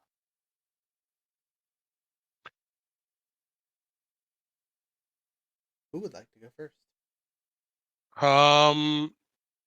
I'm gonna be a dick and Oh. use my bond power. Just so you guys know, this thing is size 4.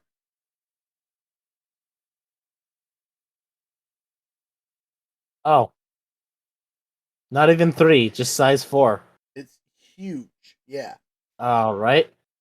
Oh, I'm sorry. No. Well- I take that back. Sorry. Size 4 is like the size of a whole building. This is a size 3. Yeah. Yeah. So, size 3. Size 3 is the biggest we could get. It's Barbarossa. Wow. It's definitely not a Barbarossa. Yeah. But it is about the same size. I wish they had like an actual chart for how big things were. Right? Like in terms of actual measurements that I could imagine rather than hexes. Well, okay, so if our size 1s are anywhere between 11 and 16 feet, and the size 2s are below 25, I think. That would Okay, make that's 30 feet tall. That's at least. okay. Okay, It's duly on noted. Gundam levels. Yup. That is it's a big one. So yeah, I'm gonna use a bond power and be an asshole and Okay. go first. Alright, do it. And let's see. How is this within 10 squares of me?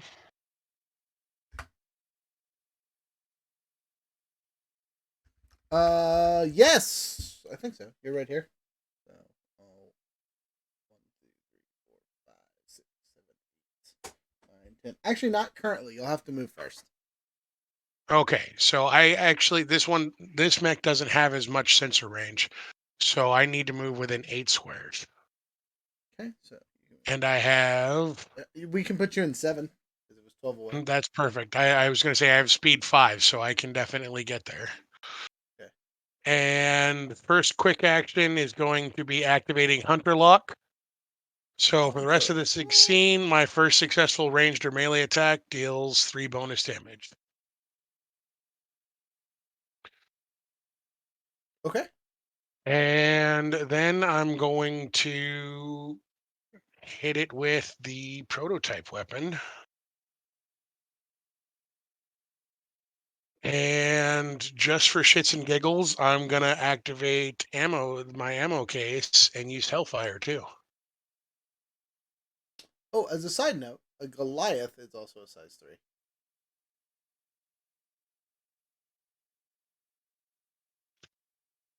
So we're going to see how this plays.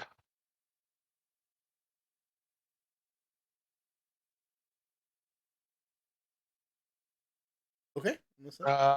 So 14 on the D20 plus 4 on the D6 and plus 3 from grit. So 22.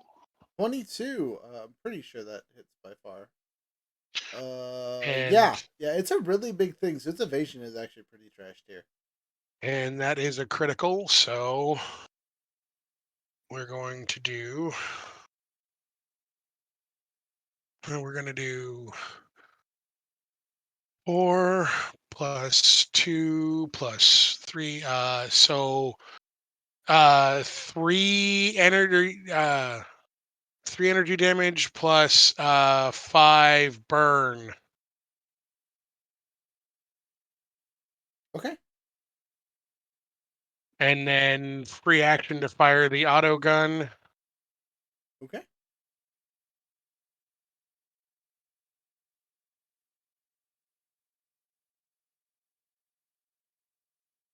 I feel like that's probably gonna fail.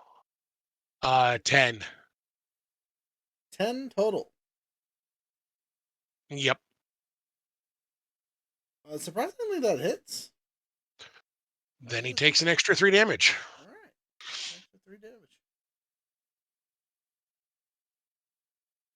Ooh, we take those. Yes, for sure.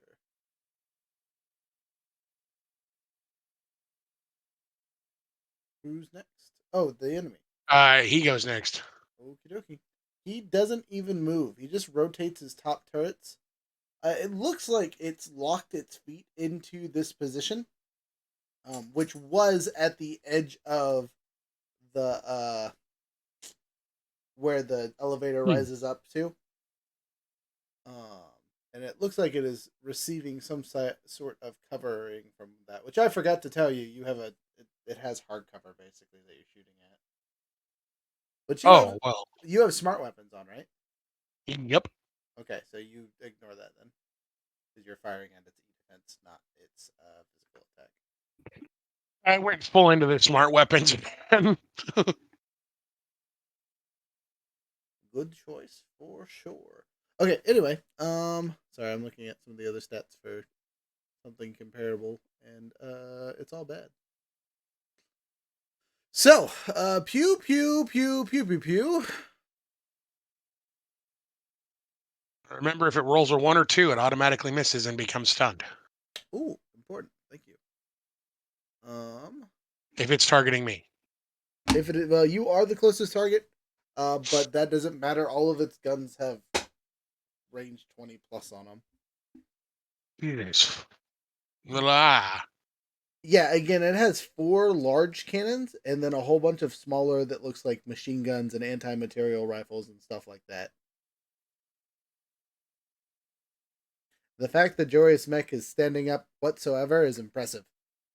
Luckily for you guys, it has not great accuracy. So, prepare yourself as several anti-material rifle rounds pierce into your ship. Maybe. Total of 12. That canceled a thing out. So, 12 for your evade, sir.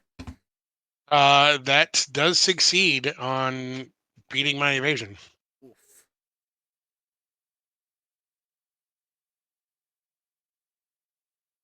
Seconds. Well, I can find the important thing here. So that. Where'd you go? I need you so.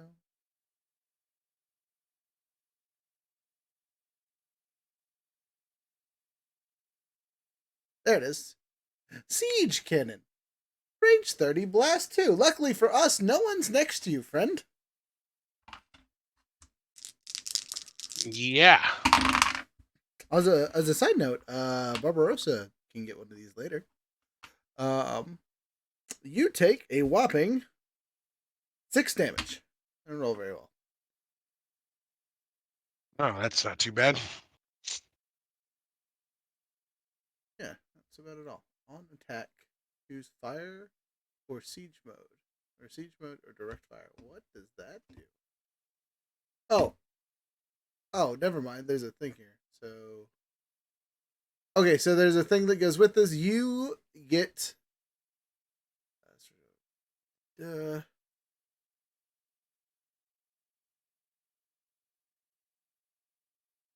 okay, so it gives you knockback 2 as it hits you. So you just get damage doesn't change. It just has knockback.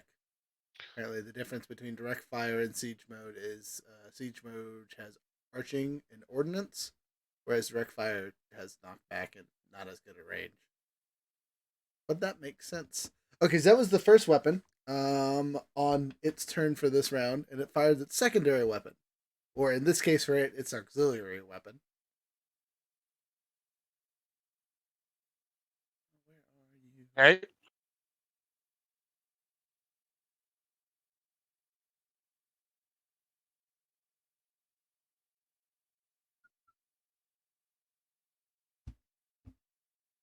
That's too big, sorry. That's not what I want. Oracle LMG. Here it is. Range 15. Not a ton of damage, but that's okay. Alright, anyway, shots being fired. This one has an accuracy, unlike the other one that does not. Uh-oh. That's worrying. Total of 18.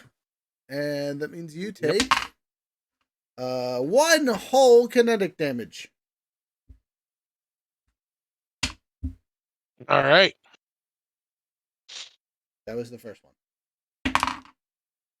Second one gives you a whole 3 more points of damage. And the third one also hits. 2 damage, and the last one. These are all on the same mount. 3 damage. So total of 9. Jesus. No, if I've been doing my math right, you just dealt 15 points of damage to me. Between the big gun and the little guns, right? Yes. Okay, yeah. Don't forget, if they're separate things, you get to separately reduce them. Yes, your armor still goes through. The only one that had Oh. armor piercing was that direct round. The first Yeah, one. this mech doesn't have any armor. That would do it. But how do you give armor out if you don't have armor? No, I give cover, not armor. Right. Yeah, that's what I'm saying. Like, why don't that doesn't make any I don't know. It's a Probably because of trait. my size. I don't know. Okay. Well, anyway, it does mean things to you. Are you still alive? Did you lose a structure? What happened? I am still alive. I am sitting at 4 hit points. Woo!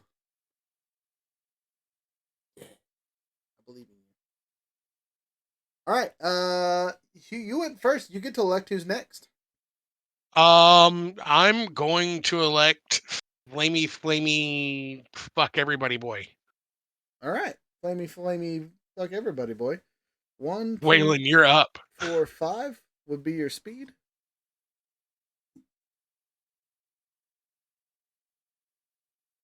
Okay. Well, how far away is this? Straight line 1, 2, 3, 4, 5, 6, 7, 8, 9, 10 exactly. Exactly. You're all within its range. I don't know if you guys are within its range. Well, I think I'm gonna do just about the only thing I can do, Okay. which is to move to it 4 spaces, burst to get another 4, and then skirmish to get the last 2. Okay, so you're there. Oh, also, I do not provoke reactions for those last 2 for the skirmish. Okay. Yeah, and then since I moved that, I'd have to do the skirmish. So yeah, okay. So first roll gets an attack with main melee weapon. Okay, cool. Excuse me. There it was. Yeah. There is no excuse for you, sir. Oh, also, I will say I count as having soft cover because I am engaged with this guy now. Okay. All right, rolling. Roll it. Let's roll that accuracy dice. Plus the +3. So okay, so that's 4 plus 3 plus 3. So that's dirty 20. Dirty 20. That's exactly what you're good to hit. It's 20 or above, right? Is critical, or is it just above 20?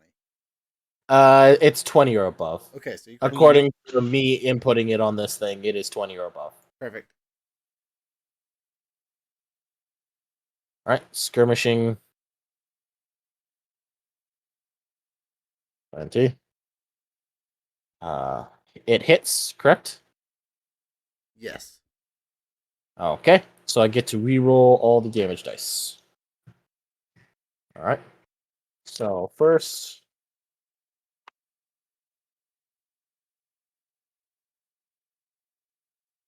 okay. So it is dealt 6 energy damage. Okay. Oh, wait. Right, I have the this is the one that has the extra stuff on it. This is the one with the overpowered caliber, I should say. So I also roll those. Does it say what damage it is? Nope, just bonus damage. Okay. One. Yeah. So it takes 6 energy, 3 burn, and since I'm not in the danger zone just yet,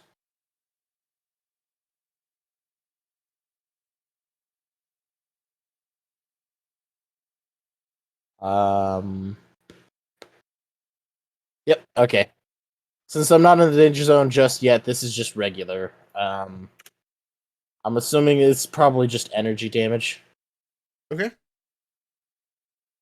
So that's 6 energy.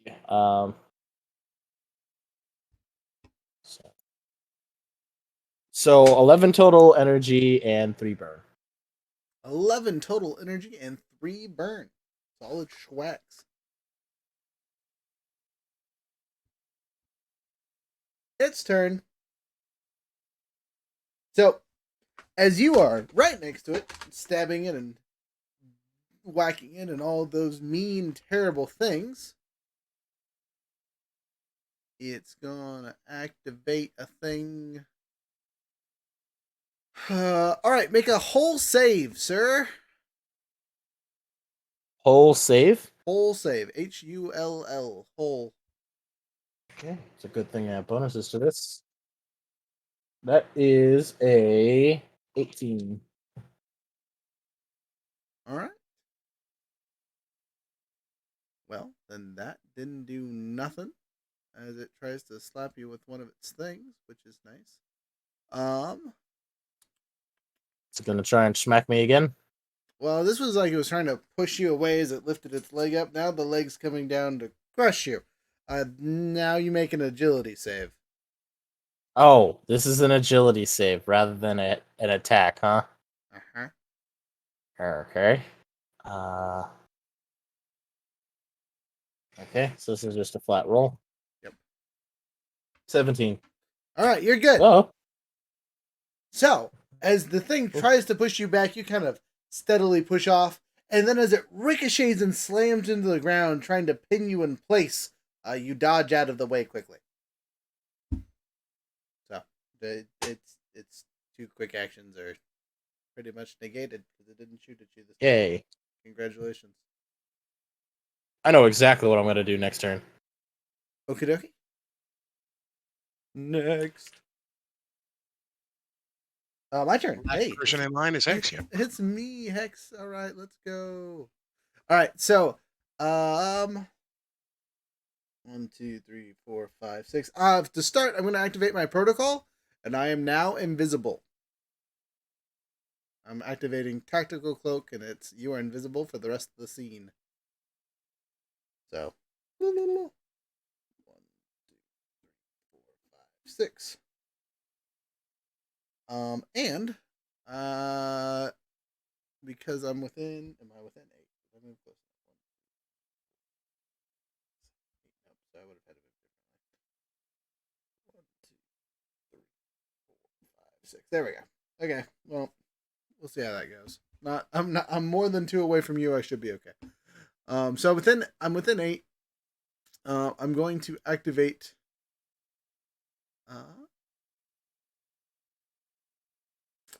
Do I activate the smoke grenades for my friends here? Yeah. So I'm gonna pop smoke as one of my quick actions. And this is literally blast 2, range 5. I'm gonna put it right where we're at. So within 2 of me is smoky smoke. So you have soft cover. If you, Excellent. I think you have to move 1 forward to get in that, unfortunately. You know, I can pop it. Never mind. Sorry, I can pop it within 5, so I can actually like throw it here, and then I'll definitely get both of us. You now have soft cover. You're welcome. And then I take a pew pew because why not? We're going to activate that bolt thrower because it's got reliable damage. I am invisible, which doesn't help me hit enemies better. I don't get to activate surprise or anything like that. Which is unfortunate, and I don't like it, but it is what it is.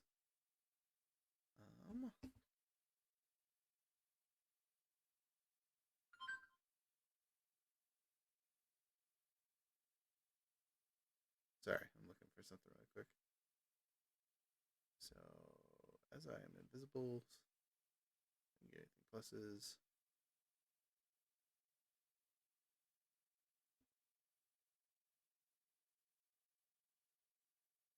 Okay, targeted by hostile directions, don't cause engagement, attacking, forcing.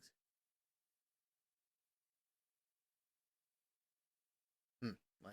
Okay, so that didn't do anything for that.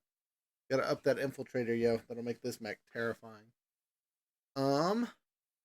Regular roll +3, I guess. Oh, a total of 11. Luckily this thing's armor is, or evasion is trash tier, except for, I totally forgot, it has the equivalent of hardcover. So, oh wow. I miss terribly. Straight up 0.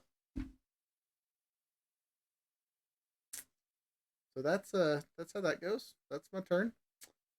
I'm a little salty. Don't mind me.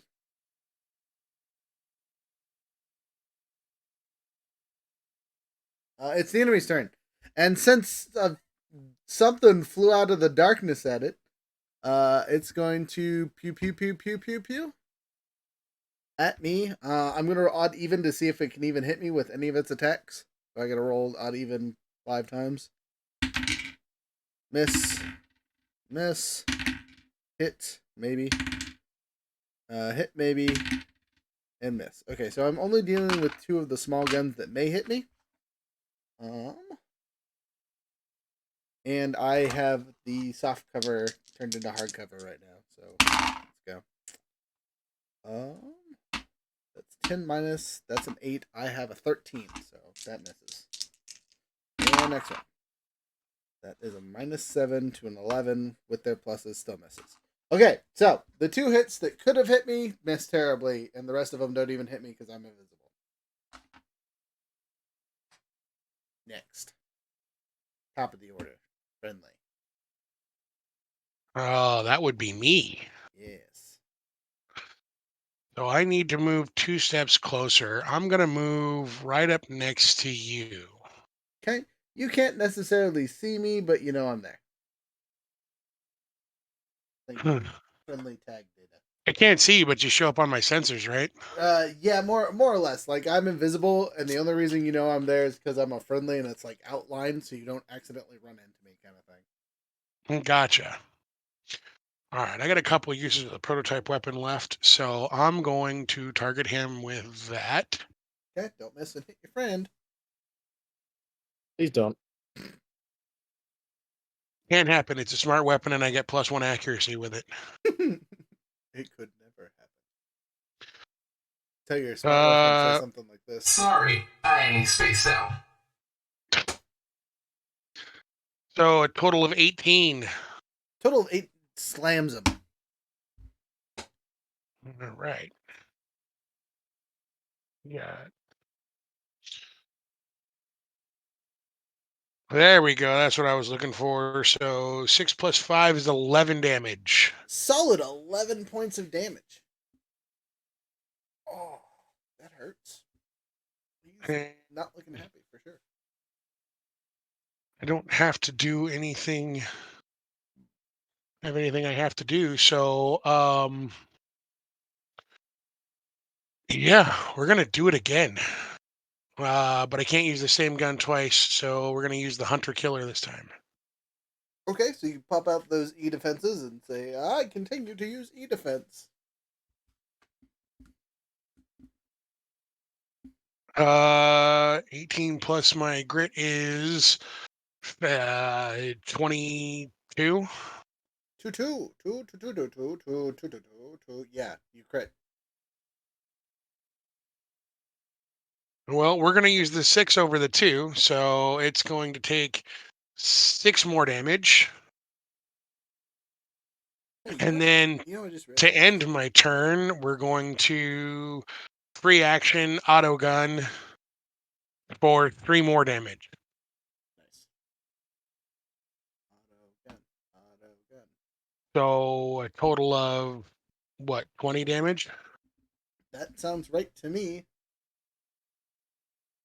If your handy dandy friend had hit him on his turn, this thing might be done, or at least something would have happened, but I did not. So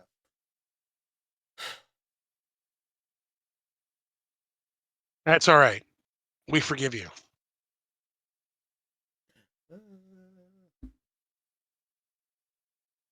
Oh, okay. I take that back. My NPT just helps with skill saves or checks.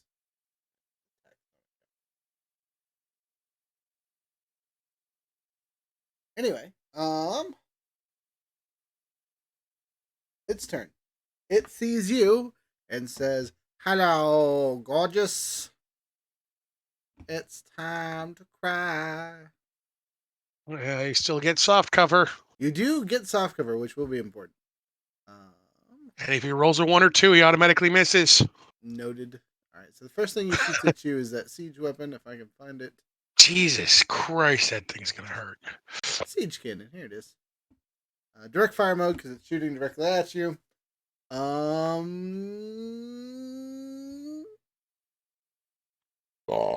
me. All right. So soft cover activated. Here, I'll even roll on the screen because I can't. 14 minus 2. Total 12. Damn, that hits. Okay. So, 1, 2, 3 of these bad boys. That's a 1, a 4, and a 6. So 11 points of FU damage. It's explosive. All right. This one doesn't have a burst on it, so that's nice. I mean, not for you, but for me, who's standing next to you.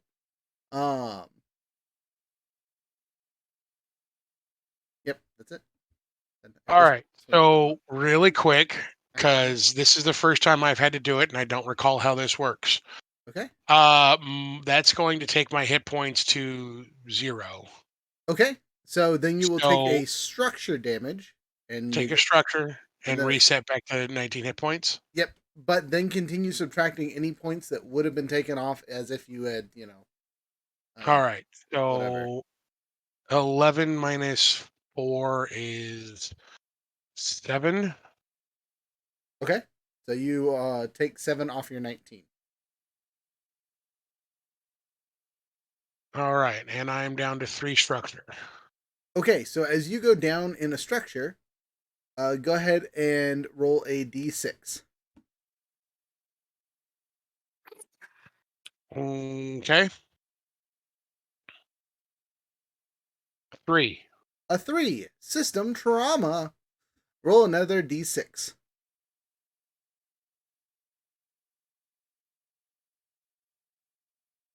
A 3. A 3. So on a 4 to 6, a system is destroyed. You choose what is destroyed. But systems or weapons with limited tags or no charges left are not valid. There is nothing left but one result. Unless there is nothing left but one result, it becomes the other. If there's absolutely nothing left to destroy, the result becomes a direct hit instead. Okay, so you pick what system on your mech just got blown off of it.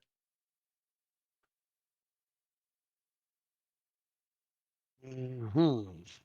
And this has to be a system or a weapon, or Has to be a system. If you had rolled a 1, 2, or 3, it's a weapon. all right. EVA module. Okay, you can no longer swim. Which is kind of awkward, but it is what it is. Okay, that was the first of its attacks. It now has to fire its second mount. Yep. Okay, but on the plus note, they all have nothing. They cancel out. That's just regular rolls. 6, I assume misses. 6 misses. 12 hits. Yep. 12 hits. And 3. So you take 2 hits. Roll d6s, cutting them in half. 1 and 2. So a whopping 3 points of damage. Total, between the stuff and the things plus the 11. So only 14 total damage this round. Yep. And then no, you don't have armor. Never mind. I was like, and then don't forget your armor.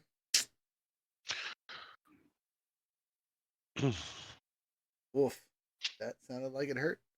You get to elect who's next. I'm going to let Waylon go next again. Waylon, Okay. Tingle Oh, this. wait, did he take burn damage? Oh, I need to Yeah, roll. that's I what need a- to roll. Sorry, I need to roll to that. Thank you. Because I dealt 5 burn damage to him, too. Yeah, he has a good amount of So- burn damage. If he doesn't save from this, things are gonna happen.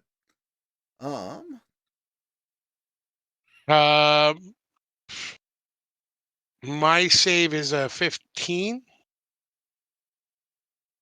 I think I'm reading that right. I don't think you determined the burn. Check and make Oh, sure. okay. So what does this save target mean on my character sheet? You should have certain effects that have save targets. I'll look and make sure really quick. I'll check the thing. I think it's under statuses. It's not under statuses. Is it under reference? It is not under reference.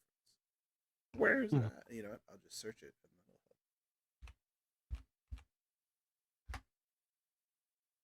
No results for burn. Why?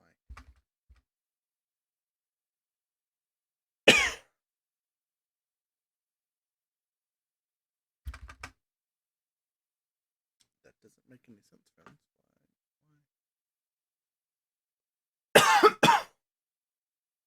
Yeah, I don't understand why burn's not in the compendium. That doesn't make... It's in the glossary. For some reason, it wasn't in there.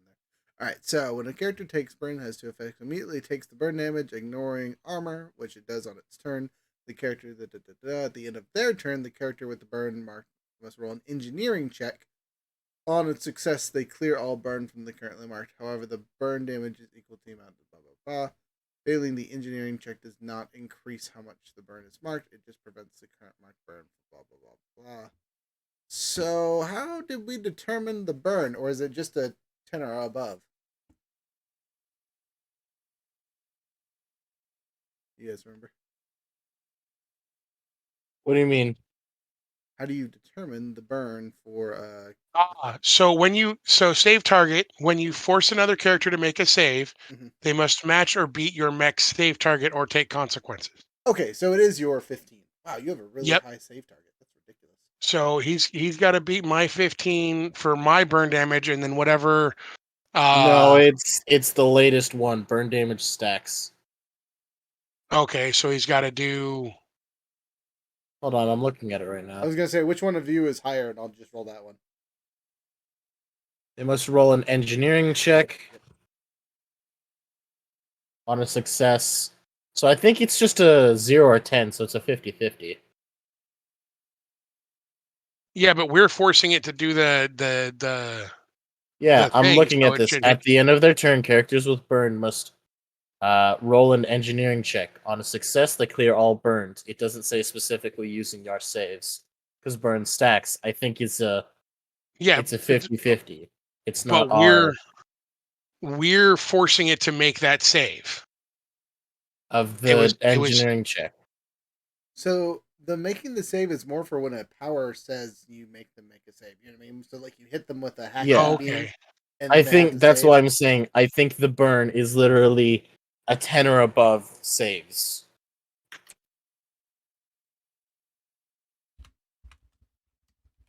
I'm looking it up right now. I'm double checking. Thank you. I was about to do the same thing. When you receive burn, you immediately take that amount of damage. Burn ignores armor. In addition, you also retain that amount of burn. At the end of your next turn, you have to make an engineering check. If you pass, you clear all of the sustained burn.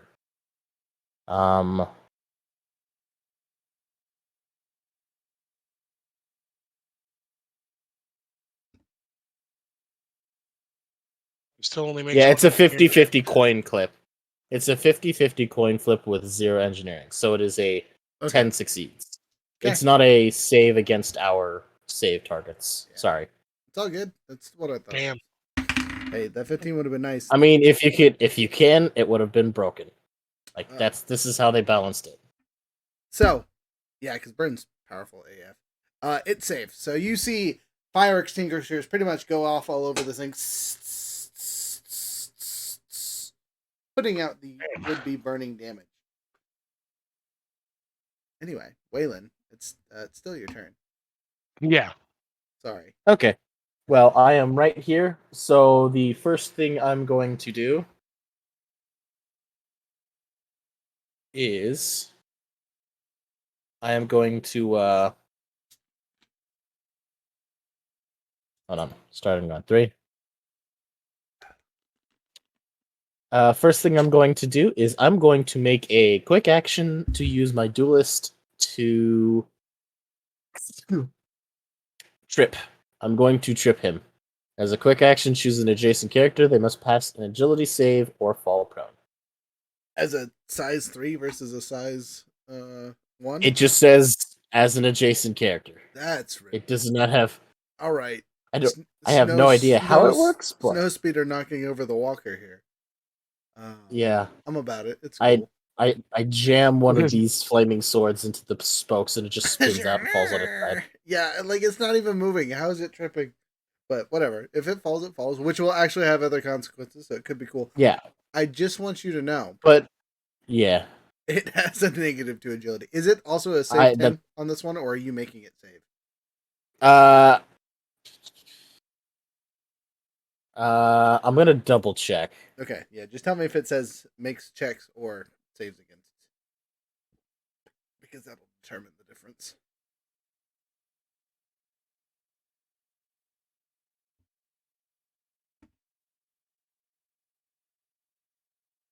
Okay, I found it again.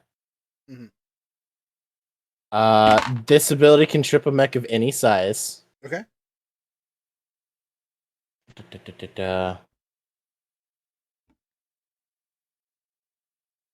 Oh, falls while invisibly knocked prone. While you're reading that, either way, it fails terribly. I rolled a 5 and it has a -2, so. Well, all right. Well, it doesn't matter, I guess. So he is on his side. Ow. My knees. And this says. Okay. Yep. Well, I think this one is another one of a like 50-50. Again, he failed terribly, so. Yeah. Even So he's on his side, which means everybody, if you attack him now, we now get bonuses. Meaning, More bonuses? Yeah, we all get instantly 1 accuracy because that's what prone does. Yes. I'm pretty sure it's status. Is it a status? Yeah, status prone. Attacks against against prone targets receive +1 accuracy. Prone characters are slowed and count as moving on difficult terrain. They can remain prone by standing up instead of taking the stand move, unless they are immobilized. Standing up doesn't count as movement, so it doesn't trigger Overwatch or other effects. So, yeah. So I knocked him prone, so, I mean, we do get some bonuses. But I have no real way of immobilizing him unless I can strike for a critical right now. Speaking of which, I'm overcharging. So I'm going to free action overcharge. Confirm. Okay. And then I am going to barrage. So I'm going to barrage in a very specific way. I'm going to hit with my regular torch first, and then I'm going to hit with my overpowered caliber torch. All right. I don't know why you would do it that way, but you totally can. The reason why is because the first ranged or melee attack on your turn while in the danger zone deals energy. I'm not in the danger zones first yet, but I will be after the first one, so I want to make sure I do a bunch of extra damage on the overpowered caliber one. Gotcha. Okay, roll it. Okay. So let's do. Yeah, barrage you. So first one rolling.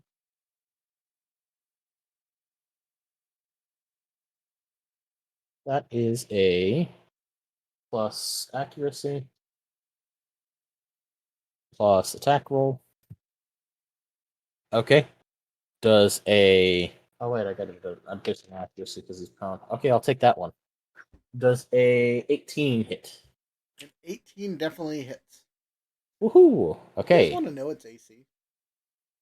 I don't know. I kind of like the fact that it's not. Okay. Yeah, I kind of like not knowing.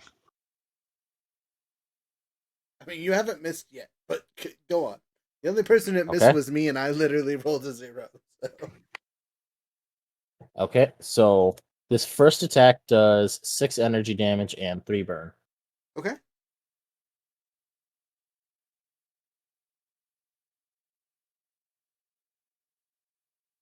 was gonna say I'm gonna let you finish your turn before things happen because things are definitely gonna happen. Okay.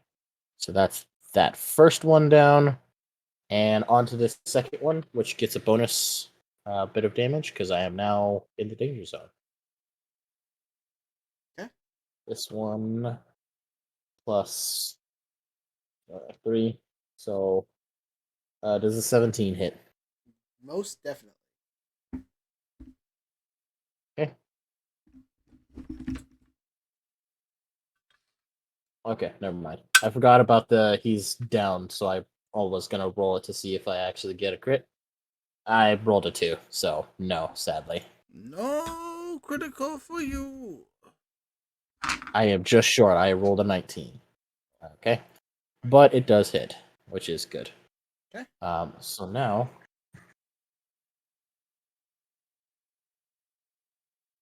uh-oh. Okay.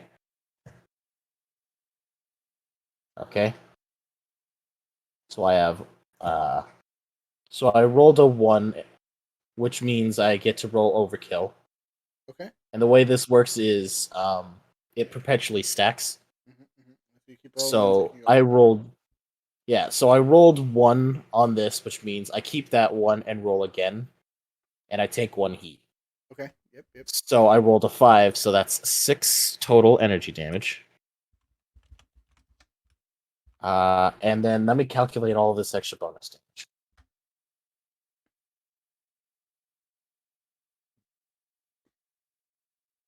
Ugh. Okay.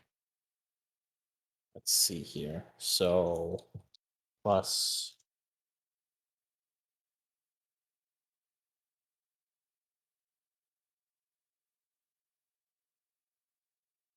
so he takes 2 heat, 6 energy damage, 2 heat, and 11 burn, Wow. which burn is AP. Yeah. Again. I rolled a 5 and a 4, plus the 3 I already had. Wow. That's me. You're over here making people cry. Yeah, I don't think he's destroyed, but it hurt. It hurt real bad.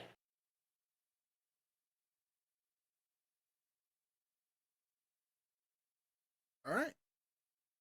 Well. I'm assuming he's not dead, right? Mm-hmm.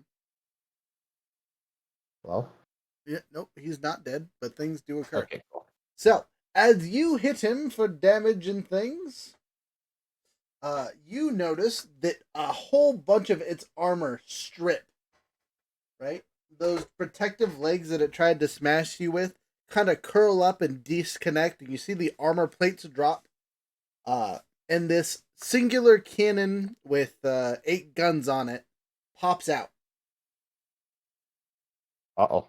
So basically, it took one of those 4 cannons and 2/3 of its small guns, and is still running around. This smaller, quicker version looking thing is still a size 3 creature. It is just not as armored. Is it on its side? Technically, but it's turn, so it just stood up and moved. Okay. So standing up would be it can do that whenever, and then it's just gonna move away as a disengage, as it's disarmoring basically. So by the way, just a note for you guys: bonus damage is extra damage, kinetic energy, or explosive that is added onto melee or ranged attacks. Attacks that target more than one character only deal half bonus damage. I still would like to see an example. Like, doesn't really tell me what it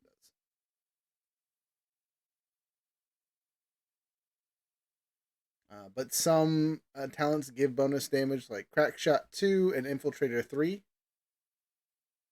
And then Burnout, Insulation Core bonus, that kind of stuff. So just check your talents and make sure that where you should be getting bonus damage from things.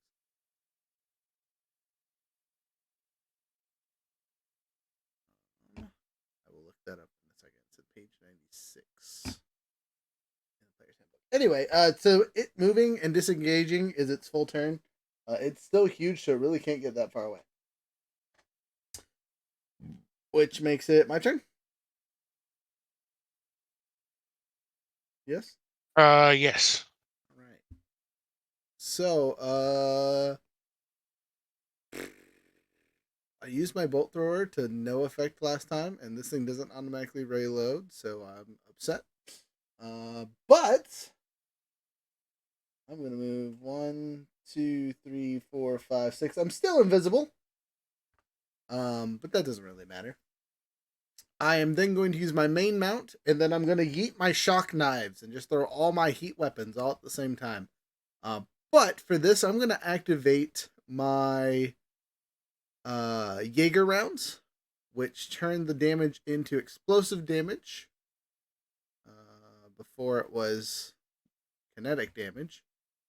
And one character hit by attack of my choice must succeed on a hull save or be knocked prone, which actually is a terrible choice because it has pretty good hull even after whatever. But whatever, let's see if it hits. Yeah, first attack. That, man, why? Total of 7. With this increased speed and agility, its evasion has changed, so I did not hit it. Oh, no, that won't work. That dang it. Second quick action, I guess, is yeeting a thermal grenade, because that's what I got. Yeet. Total of 12. 12 hits. He takes 1d6 energy damage.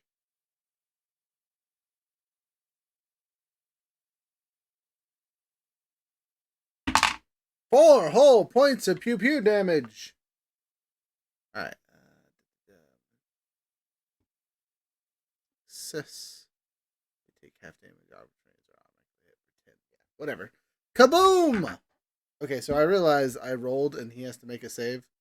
But his agility is trashed here, so he still failed. Doesn't matter, didn't change anything. That's my move action and my normal actions, because I rolled trashed here. That's it. That's all I can do. It's his turn. I'm still invisible. But I did just try to shoot and throw a grenade, and he has an approximate idea of where I'm at. So, big cannon, will it get to hit me or not? And then he gets 8 little pew pews. He misses. First pew pew hits. Second pew pew misses. Third pew pew misses. Fourth pew pew hits. Fifth pew pew hits. Sixth pew pew hits. Seventh pew pew hits. And 8 misses. So I take 4 hits. Maybe. I am invisible. Isn't the siege cannon loading? No. So the siege cannon version is, but not the direct fire version. Ah, okay. I was just wondering because he already hit me with it. Yes. Yeah. Also, he has 4 of them. Oh, On the other thing. This is a could be one of the ones he didn't shoot, but doesn't matter. The version he's using is direct fire, so it doesn't need to reload. And that missed me anyway. The things that are hitting me are the little machine guns. They have an accuracy. This was. And I am no longer in soft cover because I left the safety of my smoke like an idiot. Alright, so that hits. That hits. And is a critical, but doesn't matter for him, so. That hits. And that misses. Alright, so. Of the 3 machine guns, 2 of them hit normally and 1 of them criticals. So, normal hits are a 2 points of damage, 2 points of damage, and I'm rerolling that one, 2 points of damage. Alright, so, total of 6 points of damage to me. I should be fine. I have okay health. Yeah. And I get to reduce... Oh, actually, no points of damage to me because I have armor too. And these machine guns don't have AP, unlike the big gun. So, as you see the sparks fly off my mech as it is... I seem unaffected.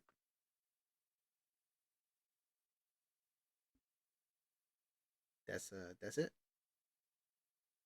That's my turn. That's its turn. It's top of the order. Looking at you, bad Mama Jamma McGee. Back to me. All right, so I need to know if this counts as a new target or the same target. It is the same target. It is just shed its skin, basically. Okay. Basically, think of it as if you guys did enough damage to do a structure. Just now? Yeah, We only structured him now? Oh god. Yeah. By the way, did he ever roll for his burn that I put on him? Thank you. He succeeds. Ah, butts. All right. I'm going to... And to answer your question, yes. You just now structured him. Oh boy. But as you can see, it was dramatic and flare-like. Yeah, true.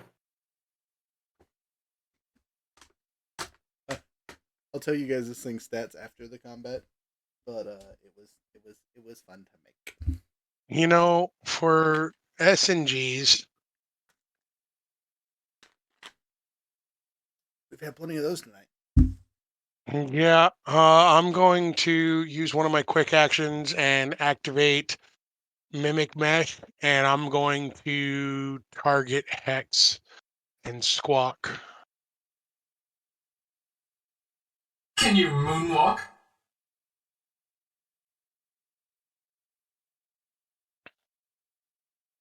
Okay, what? Can you moonwalk? Yeah, I can moonwalk right up to you and give you hard cover. What did you say? You heard me. Yes. All right. Please Prototype stay weapon. with me. Prototype weapon, and I'm going to activate Sabot rounds. Okay, do you want to move a little bit closer? Do I need to? Yes, because it moved back. 1, 2, 3, 4. So you can move 2 forward and still be in that soft cover from the smoke. Any farther than that, you will be out of range of the smoke. Well, I mean, okay. Do I take a negative shooting out of the smoke? No, of course not. Okay. All right.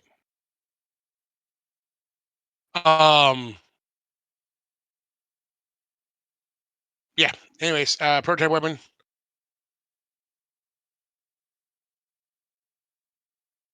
Okay, roll to hit. 11. 16. Hits. Sweet.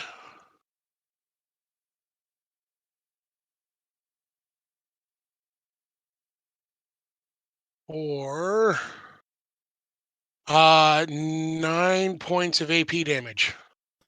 9 points of AP damage. Holy cow.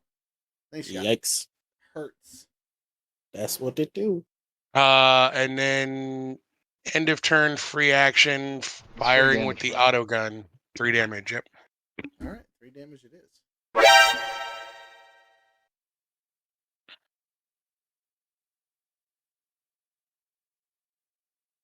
Next. It's free damage, bro. What's that? It's free damage, bro. Yeah. It's his turn. Sorry. So.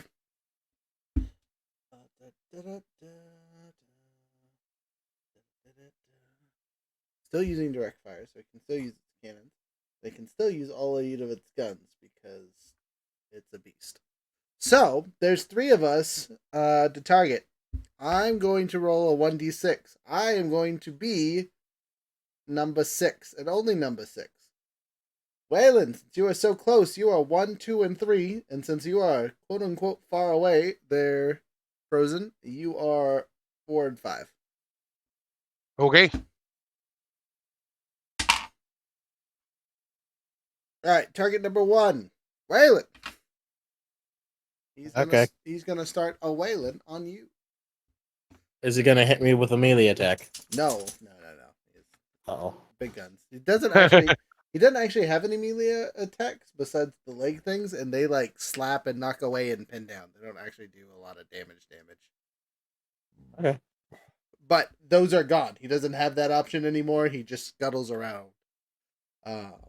This big crab tank looking thing is now just like a spindly, spidery looking thing with a big old gun on it. Is it bad that I kind of want it? I mean, all I can imagine is it looks like what do you call it? You know the death's head looks like that. But the death's head's chunky. Yeah. Well, I mean, it's still a spider, but it's chunky. It's still got some chunk to it. Like it's kind of daddy dong legs looking at this point. You know what I mean? So it's got the thin little legs that go I have to a never body. heard it referred to as daddy dong legs. I'm sorry. Neither have That I. caught me out of left field. Okay. Daddy dong legs. I said long legs. You said daddy dong legs. You definitely said dong legs. I'll accept that statement, but what? Can we get that as a soundbite in the next time? I'll have to make it myself, but okay. No, you can find it. I'm pretty sure you can clip it out. What the fuck? Somebody on that, I'm sure. Someone come back and clip that. Yeah, exactly. All right, eventually, we'll get it. We'll get it eventually. Yeah. That, or we'll just have to call all spidery things from here on out Daddy Dong Legs. Anyway, Daddy Dong Legs here, as he will be affectionately called from here on out. Is firing at Waylon, and Waylon, just like every other time he shot at somebody, he is offloading everything he has. Is there anything you have that can avoid stuff and things? Yes, I have the duelist thing, so I can parry things out of the air. Okay, it's not called parry. It's called deflect. If it's a ranged attack, it's deflect. Okay, so how often can you use that? Because you're about to take 9 attacks. It's a reaction. Okay, so only once. If it's that, then I might just want to brace. Okay, embrace just gives you resistance to everything. To all damage. Yeah, that's gonna be the better choice. Yeah, to all damage. Yeah, well, I forgot I could raise. Damn it! And it makes. Okay, yeah, it makes attacks at +1 difficulty. Okay, so as you brace, because you can do so as it's firing, right? Yes, it's a reaction. Okay, so first shot, pew pew. With the minuses, total of 11. Sorry, 12. 12 for the first one? Yes. Okay. 12 does hit. Okay, that's the big boomer. But you resist it, so that's nice. Yep, so... that didn't roll great either.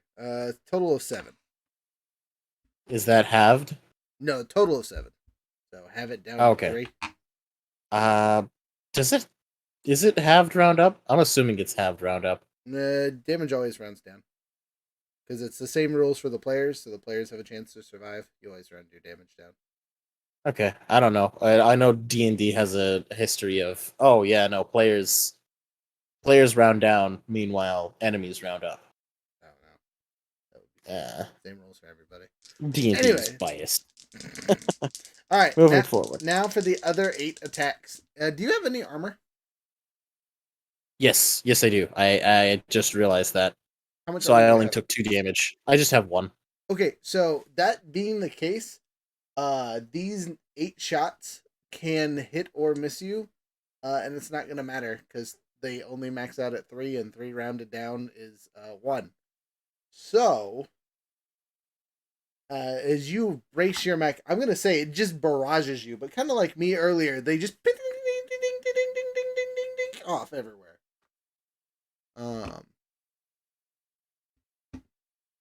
Looks Now cool. that I know that, I will not brace next time. I will just deflect the big attack. Wow. So the bracing is the only thing that Oh. allowed that to happen. Oh, good point. Because it halves it. Yeah. You're right. Anyway, patinks everywhere. I have questions about that though. Like that, why do they use 1d3 for that? It's just terrible. Oh, it's auxiliary weapons. That's why I needed it to be small damage because there's a lot of them. I remember building this. That makes more sense. I remember. But now you realize auxiliary weapons can be terrifying and very fun. They're so weak. So weak. All right, that's its turn. It is now yours, Waylon, I believe. Okay. My turn. Unless you want to elect me for some reason. We still have No, I'm gonna get some Get some? some sweet revenge. Get that I can daddy only dog. make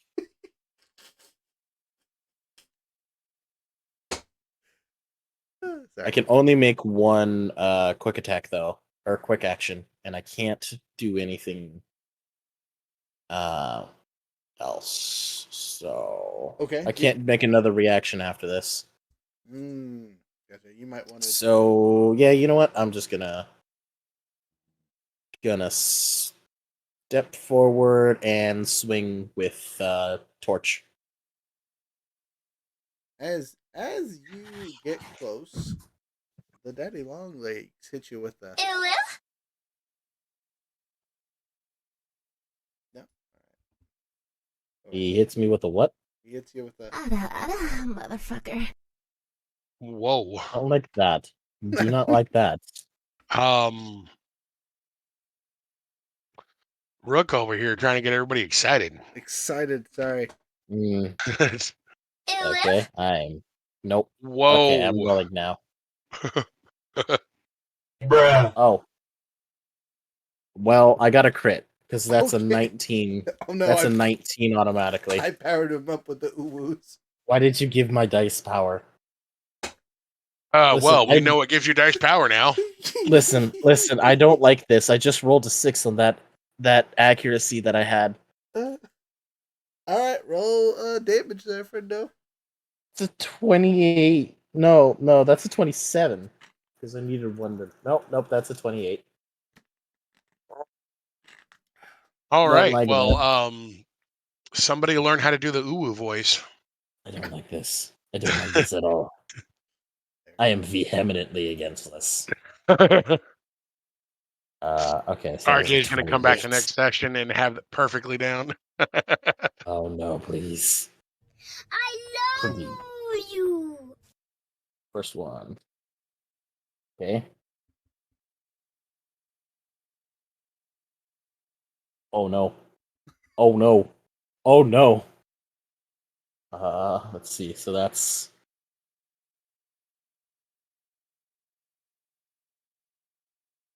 Oh, okay. That's not as bad as I was expecting.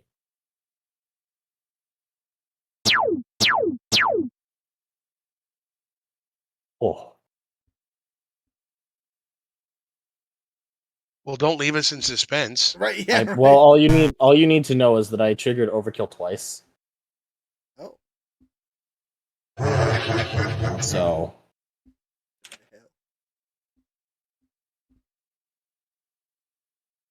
that means I rolled 2 1s. Now I'm doing the bonus damage, which is going to get into things. Oh, first, it takes 2 heat. Okay. It should have 4 heat now, although I hit it with last time and it took 2 heat, and I don't know if breaking apart into daddy dong legs is reduces its heats anyway. But Okay. Rolling. Noted. Its heat tolerance is a tad ridiculous for something that doesn't have to worry about heat. Okay, well that's scary. Plus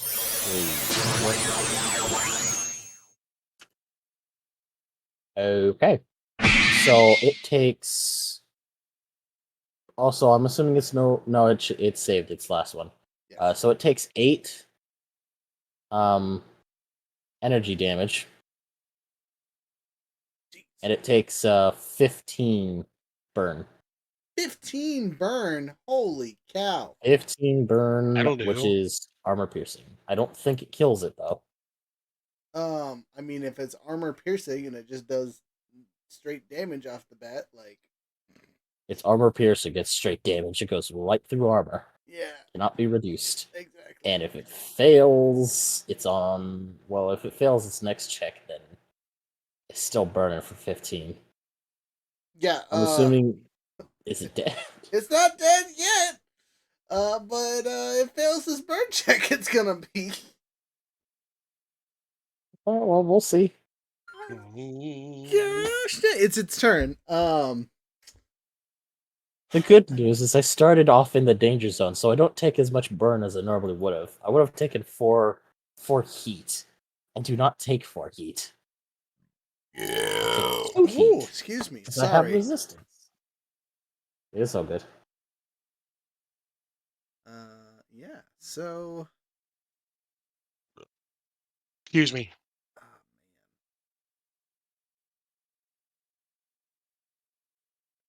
man. Appropriate thing to play here, but it's not going well.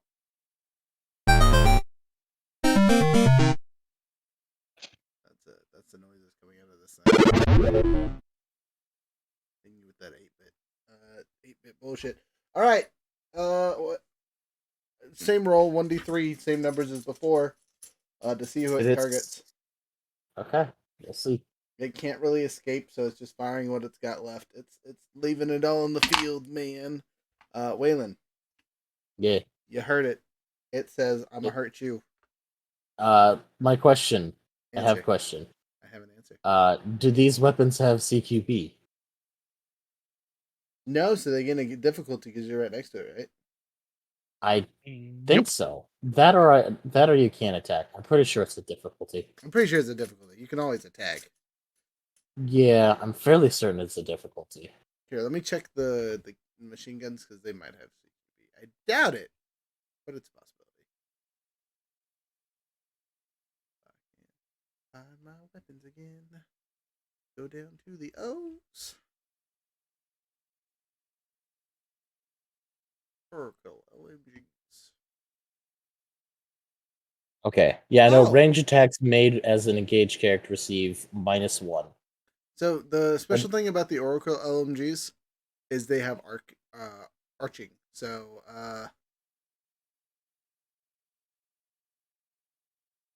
Additionally, I am also engaged. If it fires at me, I have soft cover. okay, so yeah, you're good then.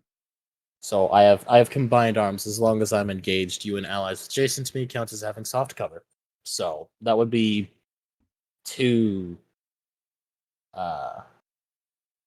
What's the opposite of accuracy? Difficulty. Yeah, it would have 2 difficulty on it. Why 2 difficulty on it? Just out of curiosity. You get soft cover from being next to it from being engaged, right? I get soft cover for being engaged, and since it's firing ranged weapons within it, but that would be normally. This is mostly for the big cannon I'm talking about, not the LMGs. Okay. Yeah. Okay, anyway, well, it takes its 2 difficulty and pews away at you. 18 minus 5 is a 13. Okay. On the big gun. Does it hit? Is a what on the big gun? 18. Or sorry, 13. 13. 13. Yep, but I'm going to spend actually I'm going to spend all 3 of my Blade Master dice for deflect. As a Okay. reaction, when you're hit by a ranged attack, you may roll any number of Blade Master dice, expending them. If Okay. you roll on a 5 any of the dice, you gain resistance to all damage, heat, and burn. First Okay. one, 4. Okay. Second one, 3. Third one, 5. Oh, thank God. Okay. So I have resistance to this attack. It costed me all my Blade Master dice, but it was worth it. It doesn't reduce the damage at all? Yeah, it gives me resistance to all damage, heat, and burn dealt by the attack. Oh, okay. So besides that, so you had to roll a 5 though for that to proc? Yeah. That's I just realized something though. It's a reaction, and since I braced last time, I can't do a reaction, so never mind. Oh man. Well, I'm just gonna add those Blade Master dice in there. But yeah, it says as a reaction when you're hit by a ranged attack, you may roll any number of your Blade Master dice, expending them. If you roll a 5 up on any of these, you gain resistance to all the damage, heat, and burn dealt by the attack.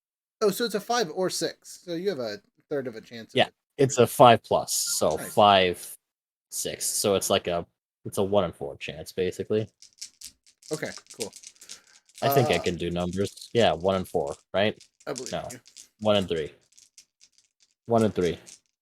All right. Anyway, you're getting pew-pewed.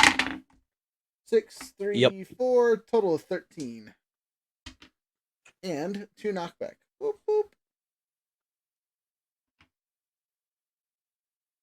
Because this one actually hit you. Okay. Well, I am still alive, and I still have yet to be structured. Thank God. Well, now it's time for the 8 other attacks. Wait, it can skirmish with all of its stuff as an Overwatch? It's not an Overwatch. It's its turn. Oh, okay. I thought you were saying it was because I smacked it. Never mind. No. But it doesn't make sense because it's already... Yeah, you're good. Okay. Pew pews. First 2. 2 10s. They hit.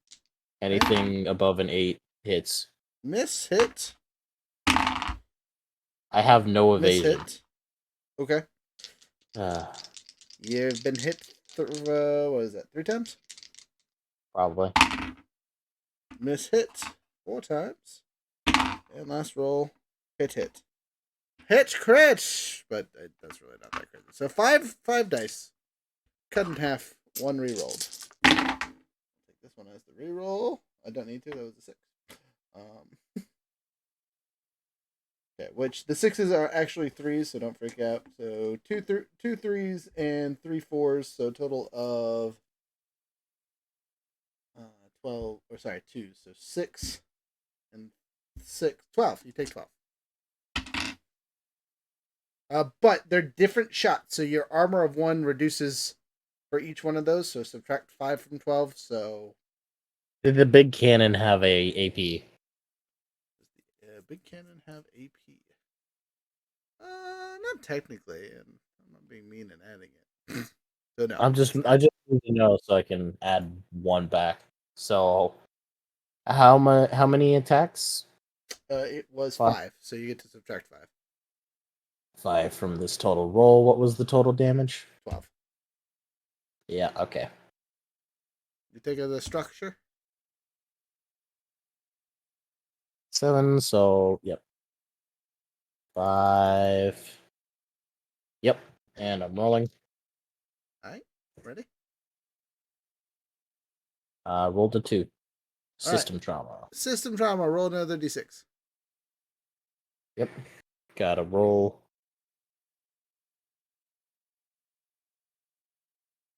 Roll a 6 so I can actually pick it out. Cool. I'm gonna pick out my personalization.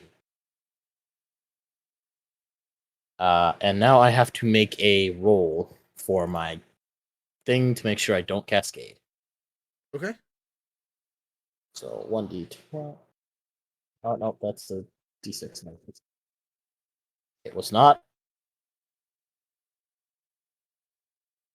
It was not a 1, so I am good. My NHP did not go crazy.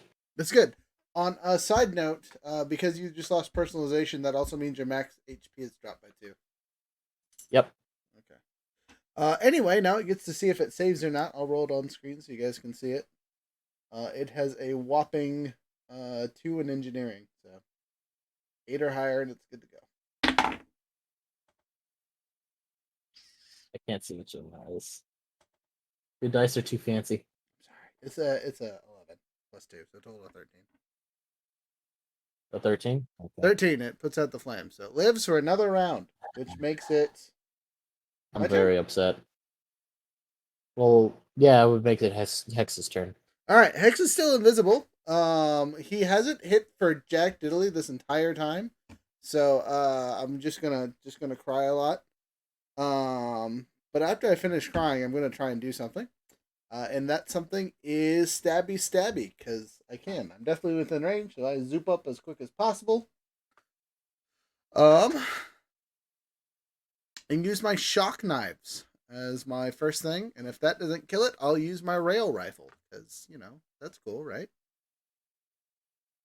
So, I'm not throwing it, I'm just stabbing it. So, let's see if I hit. First and second one, again, I'll roll on the screen, because I need some space over here. First one is a 9 plus 3, which is 12. And the other one is a 6 plus 3, which is 9. So one of them misses, and the other one hits.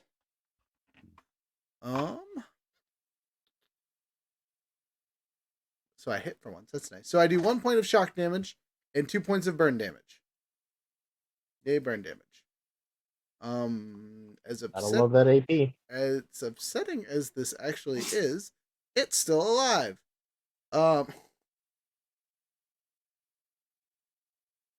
Seriously though. You know what? I got another grenade, so I might as well use it. This is my last one. You're on our way out. This is literally like the last fight, hopefully, before we get in and yeah, lose. basically.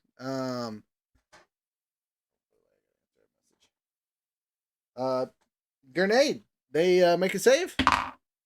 They fail the save. They take 1d6 of zappy damage. I threw it behind them and not at me. They take 2 whole damage. Is it enough? When they only had 1 left? Hell yeah, it is. Their breach grenade goes off behind it as it crumples to the ground in front of y'all. You're pretty sure it's down for the count. You guys want to get out of there? Can I make one last stab?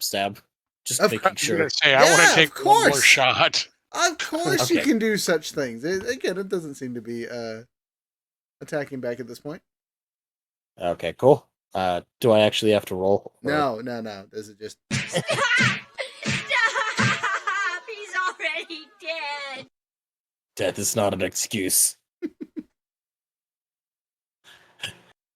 He scratched my personalization, which I don't even know what I would set that as. What is the personalization to be? It's just, I know it's random. Probably flames. Oh no, it's not I the have paint Flame job. paint all over your vehicle, all over your map. No, that would be the paint job thing. That's another one. You know, Yeah, because whatever. I'll look over it. It could totally be like an air conditioning or something. You know what I mean, to help with the heat that your thing produces.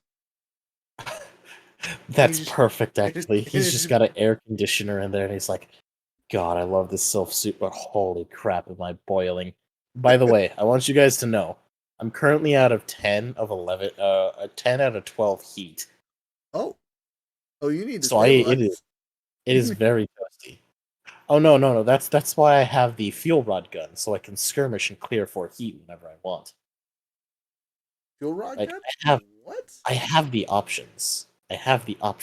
It's just, you know, I need to that one. need to use it. Anyway, yeah, the fuel rod gun is really good.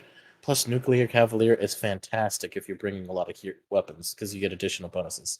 I.e., +6 energy bonus damage on hit, can fire a gun at level 3, and you do 2 heat on hit, and most regular mechs do not have heat. Nice. So, or very, very little.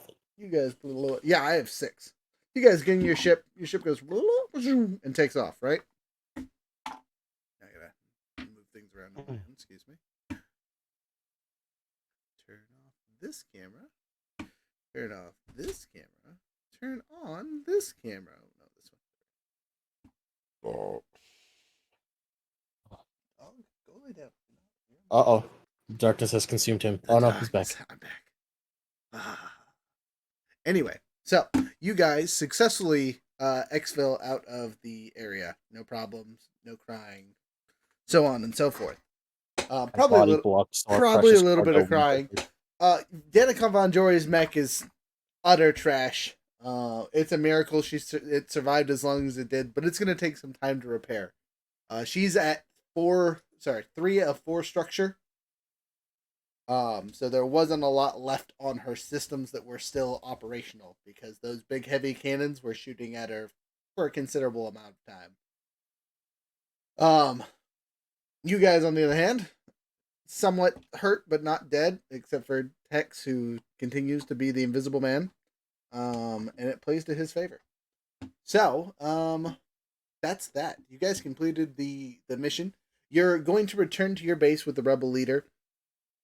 And we're going to start next session with some roleplay stuff for that end. But, in the meantime, congratulations, you've completed another mission. Woohoo.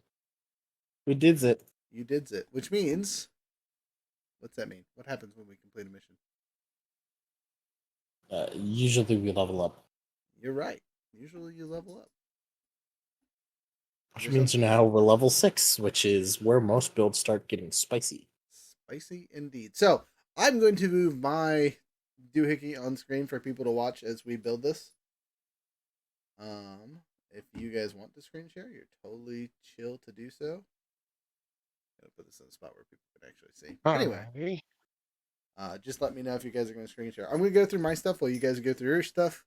But would you guys like to do our bond stuff since we have time now, or do you want to do your mech leveling first? Let's do the bond stuff first. Let's do bond stuff first. Okay.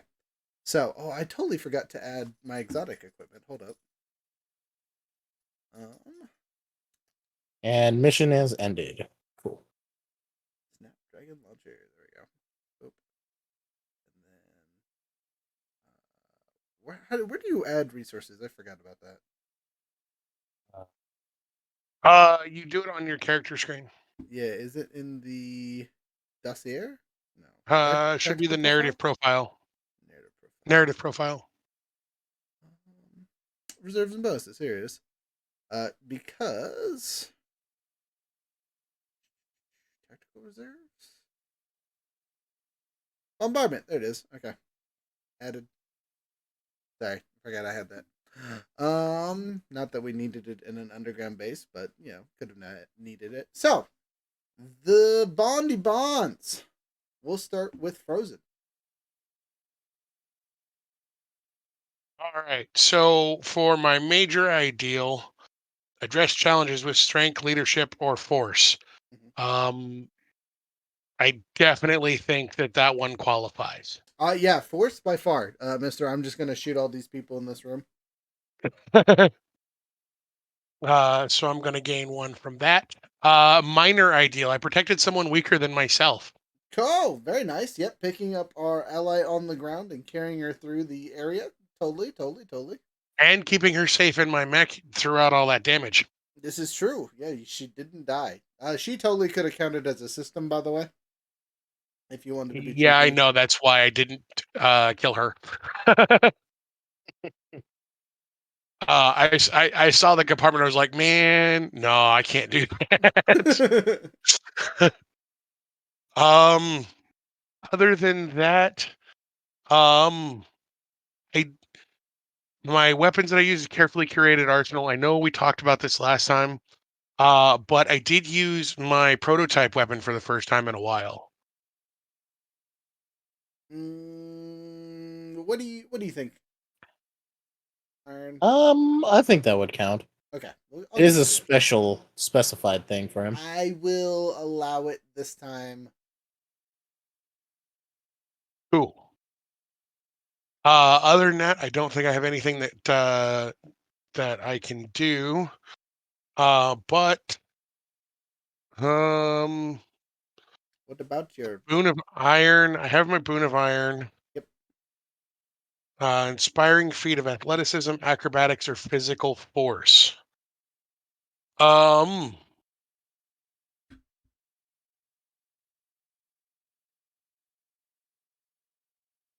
Nobody really did anything acrobatic or athletic. Nope.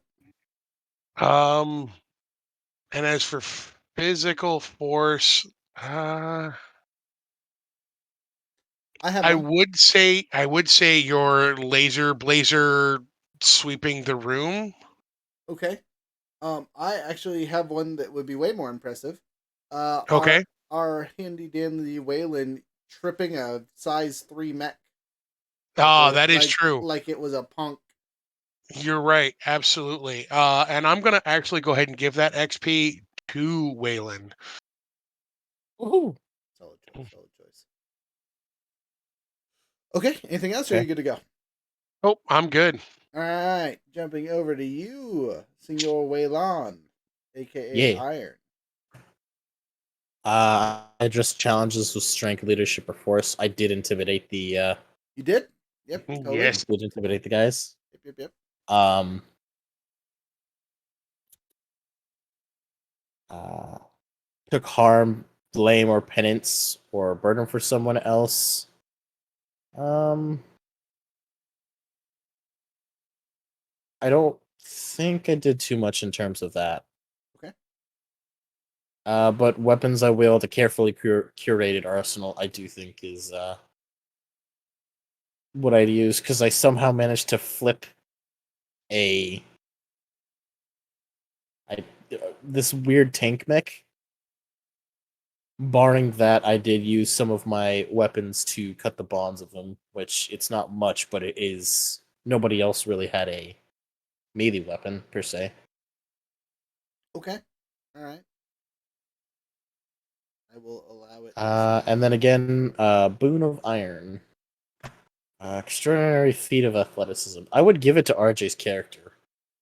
Honestly. Just holding it against that gigantic thing. Am I allowed to do that since RJ's not here, or? Well, none of us got to watch it. We got to see the after effects. That's fair. And he didn't actually, do that. Yeah, I got you. So I Um, would say that would totally qualify if there was a player here to say they did it. In that case, I would hand it to Frozen, because Frozen was the one that took on the captive. Okay. Also, Frozen, did you say you took your minor ideal, which is the harm, claim, or penance?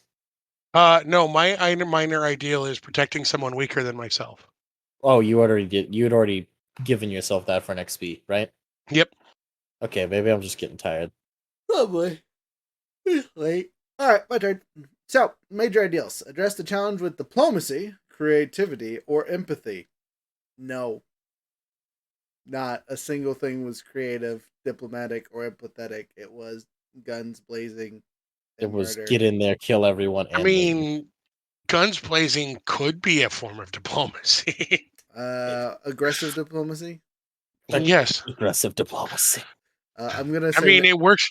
It worked for the Jedi's in episode 1. Episode 1 and 2, real good.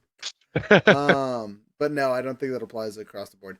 I did express my heritage/background because I talked about prison guards and whatnot again, and how their room. That one's almost a gimme for you. I make it a very solid point that I always talk about my background, specifically for these.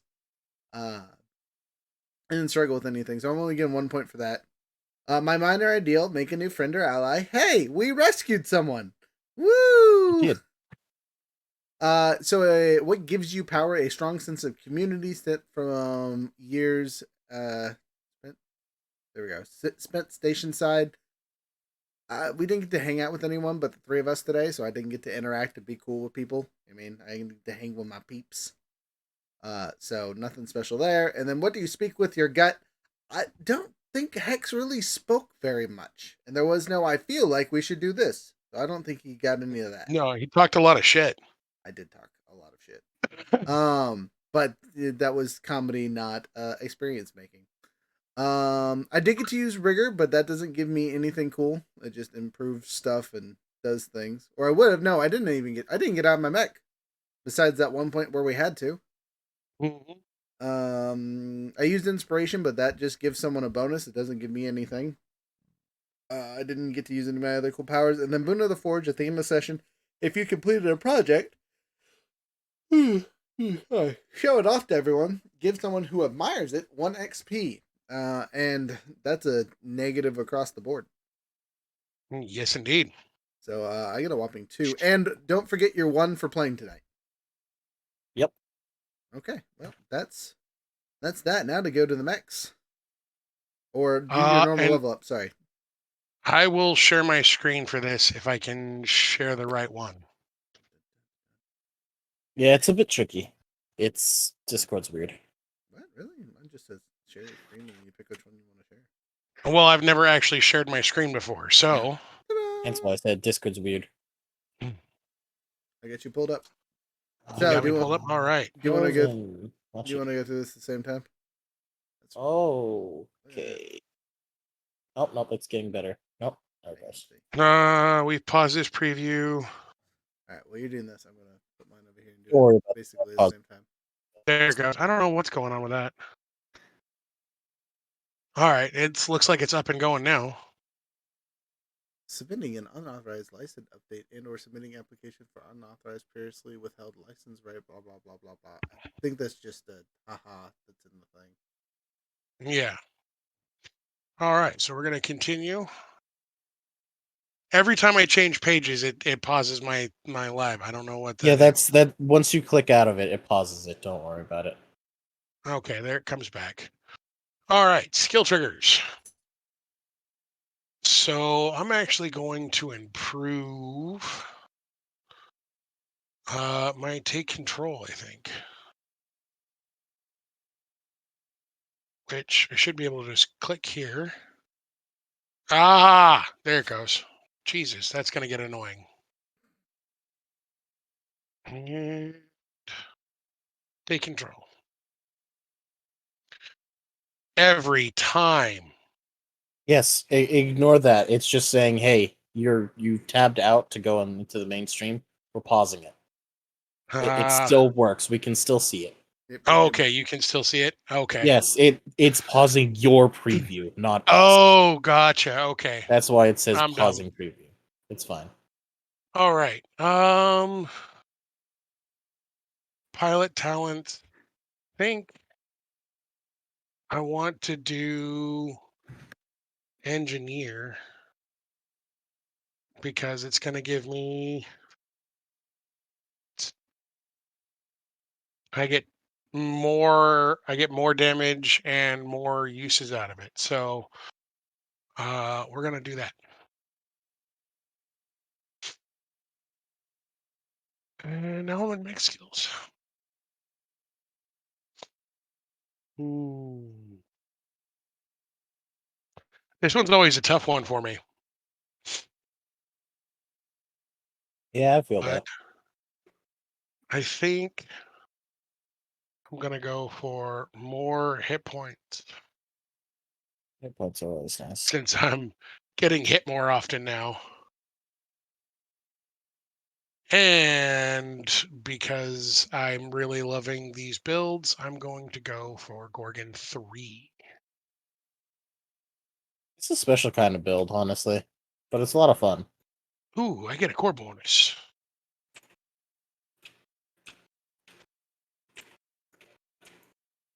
Ooh.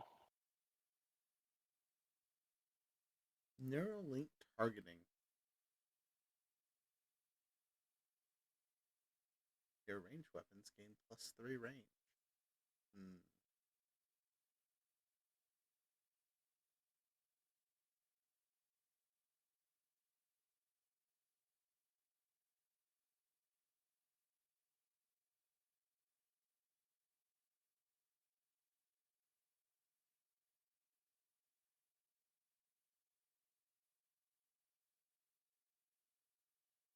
Ooh.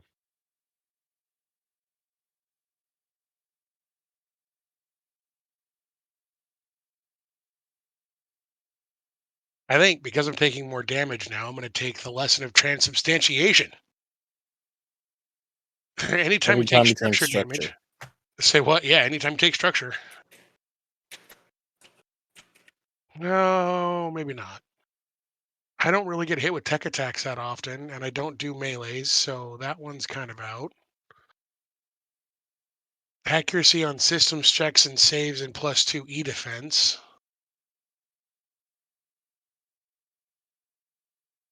Or installing an additional AI. Well, are you gonna have 2 AI? You've got Gorgon and the other one. I actually can unlock more AIs through through the Horus thing. I have one unlocked already.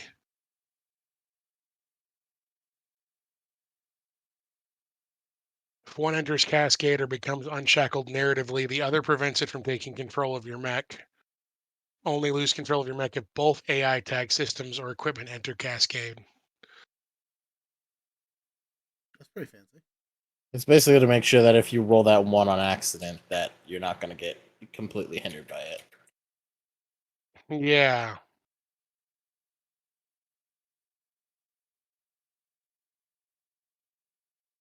Go ahead and take a look at the. So, which mechs have you gotten? Are they both Horus mechs? Yes.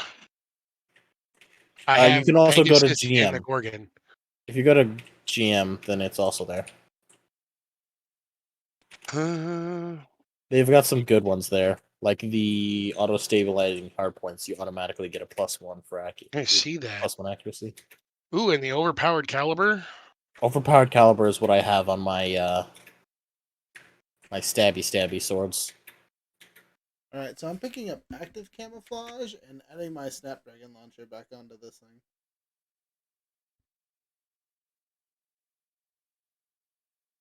Ooh, the universal compatibility. That's kind of nice. Anytime you spend CP to activate a core system, you can also take a free action to restore all hit points, cool all heat, and roll 1d20 on 20, gain 1 CP. Yeah, it can be pretty useful.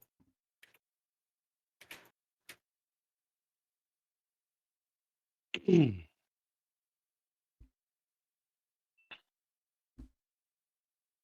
think I like the overpowered caliber.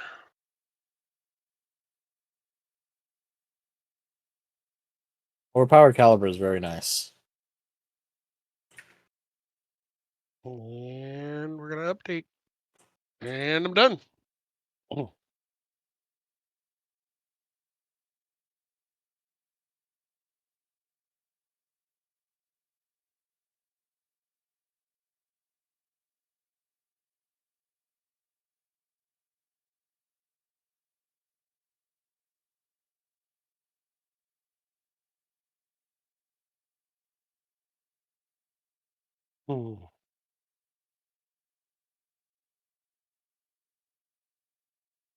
Oh, it can't apply to my prototype.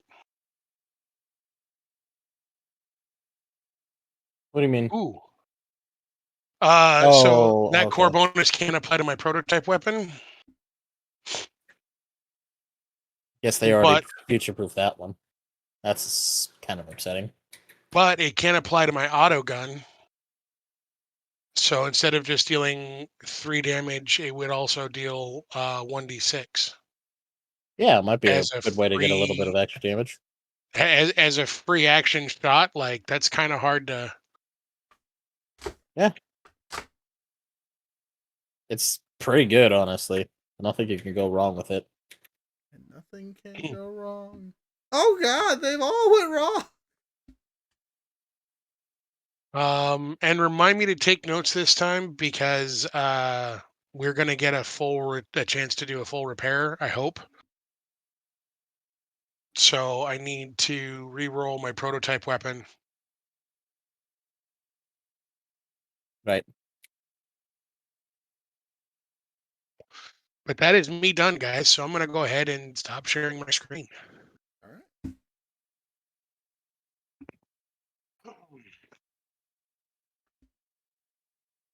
Let somebody else take over. Solid choice. I already did mine as we were talking. It's nothing super cool. I grabbed a Terashima blade, which is the level 3 for Atlas, which is pretty cool. Nice. It lets me, as a protocol action, which is something I do before I move or anything, I can switch what stance I'm taking with it. And depending on which stance I have, I get to do more damage. I get to automatically deflect things, so on and so forth. Atop that, I also took Heat Fall Coolant, which is I no longer, when I overcharge, go over a 1d6 damage That's good. for my heat, which as a it's pretty nice because it means I can overcharge a lot more frequently. Heck yeah. You can't what? No, I said heck yeah. Yeah, so it means I get a couple extra attacks. It's pretty good. Okay, I need Joel's opinion on this. Should I get rid of a couple of my things like the EVA module and the custom paint job? Oh, I'm getting rid of the EVA module, yeah. Yeah. It's gonna be on dependent basis. It was just because this one was underwater.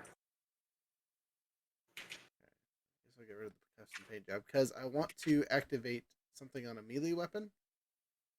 So basically, I'm getting rid of one of my shock knives, but then getting one that can give me a shock wreath on it, which allows me to, when I activate it with a quick action, once per round, you may activate your equipped shock wreath as a quick action.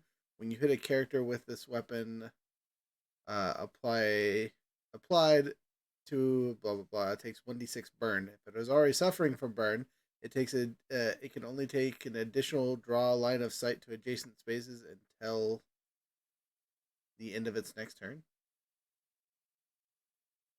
It can additionally only draw line of sight to adjacent spaces. There it goes. I said that right. Oh man, I should have taken the AI one.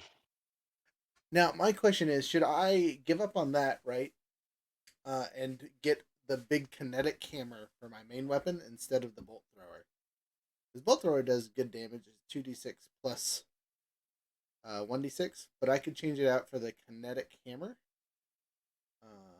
which is 2d6 plus 2, but then I could still activate that possible burn damage with it. The only thing is, isn't kinetic hammer doesn't have reloading on it? No. What am I thinking of? Am I Reliable thinking for of I think it might be thinking of catalytic hammer. maybe. Well, and so There's a melee that does have it. Bolt thrower has a loading on it already.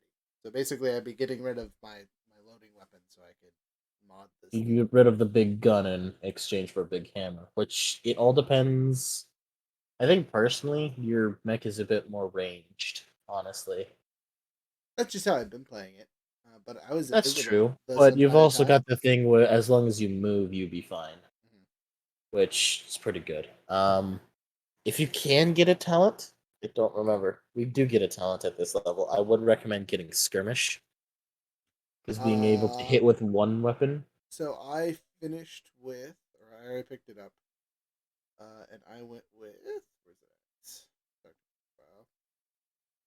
My second level in Infiltrator, which gives me ambush. When you start your turn as hidden, the first attack of any type that you make sends your target reeling on a hit. Your target must succeed on a hull save, or become slowed, impaired, and unable to take reactions until the end of their next turn. Okay, I would have done skirmisher because well, I mean, maybe that's just a later thing you grab. Being able to just hit with like one weapon and then like move around a little bit more is always real nice. Well, that's the thing though. I go invisible whenever I move. Yeah, that's true. Besides, this won't do anything really. The skirmisher just lets you move a little bit more for positioning, which is why I grabbed it. The only reason that would be good to stick with the other ranged weapon that I have on there is I just picked up a narrow link targeting, which increases my ranged weapons range by 3. You could also get CQB or combined arms, but that's later. But yeah, I think that's fine. Makes sense to me. I'm looking at this Terashima blade. There's a lot of things to read.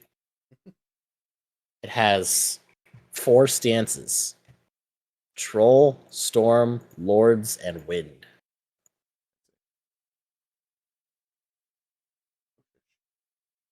You know, Let's see. I think I'm gonna do it just because I can add that mod on there. No, Do it up. I'm doing it. Internet camera. But I already have this other long range weapon that does 1d6+1. The only downside is it gives me a. Oh, I see why it's so good. Holy crap. So Troll Stance is inaccurate. Weapon receives +1 difficulty. But if I make it with my first attack, that just cancels out, so it's just a normal roll. It's 1d6+3, all armor piercing. Ooh. Storm Stance, it's 1d6, but it gives me a reaction where after hitting with this weapon while in Storm Stance, I may immediately deal 2 kinetic to all other enemy characters adjacent to me and my target. And then Lords. You cannot make any ranged or tech attacks, but any range attacks against you that misses deflect off your hull, dealing 2 damage to a character of your choice within range 3 and line of sight. Very Any nice. melee attacks that miss, you force the attack to press a hull save or be knocked prone. Oh. Oh dear.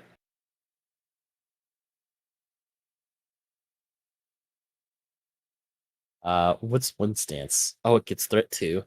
After attacking with this weapon, hit or miss, you may move 2 spaces any direction, ignoring engagement. I get to move 4 spaces now. That's a lot. Holy crap, and this has knockback too. Oh, I'm so glad I picked this. I also pick Jaeger up. I'm not going to repeat the second word because I don't want to mispronounce it. That's fair. After damage has been resolved, you and your target make a contested hull or agility, and loser gets knocked prone, takes 1d6, and is knocked 3 spaces in any direction I choose. Nice. I Alright. then get to move any 3 spaces. Holy crap. I need to interrupt here really quick. Sorry.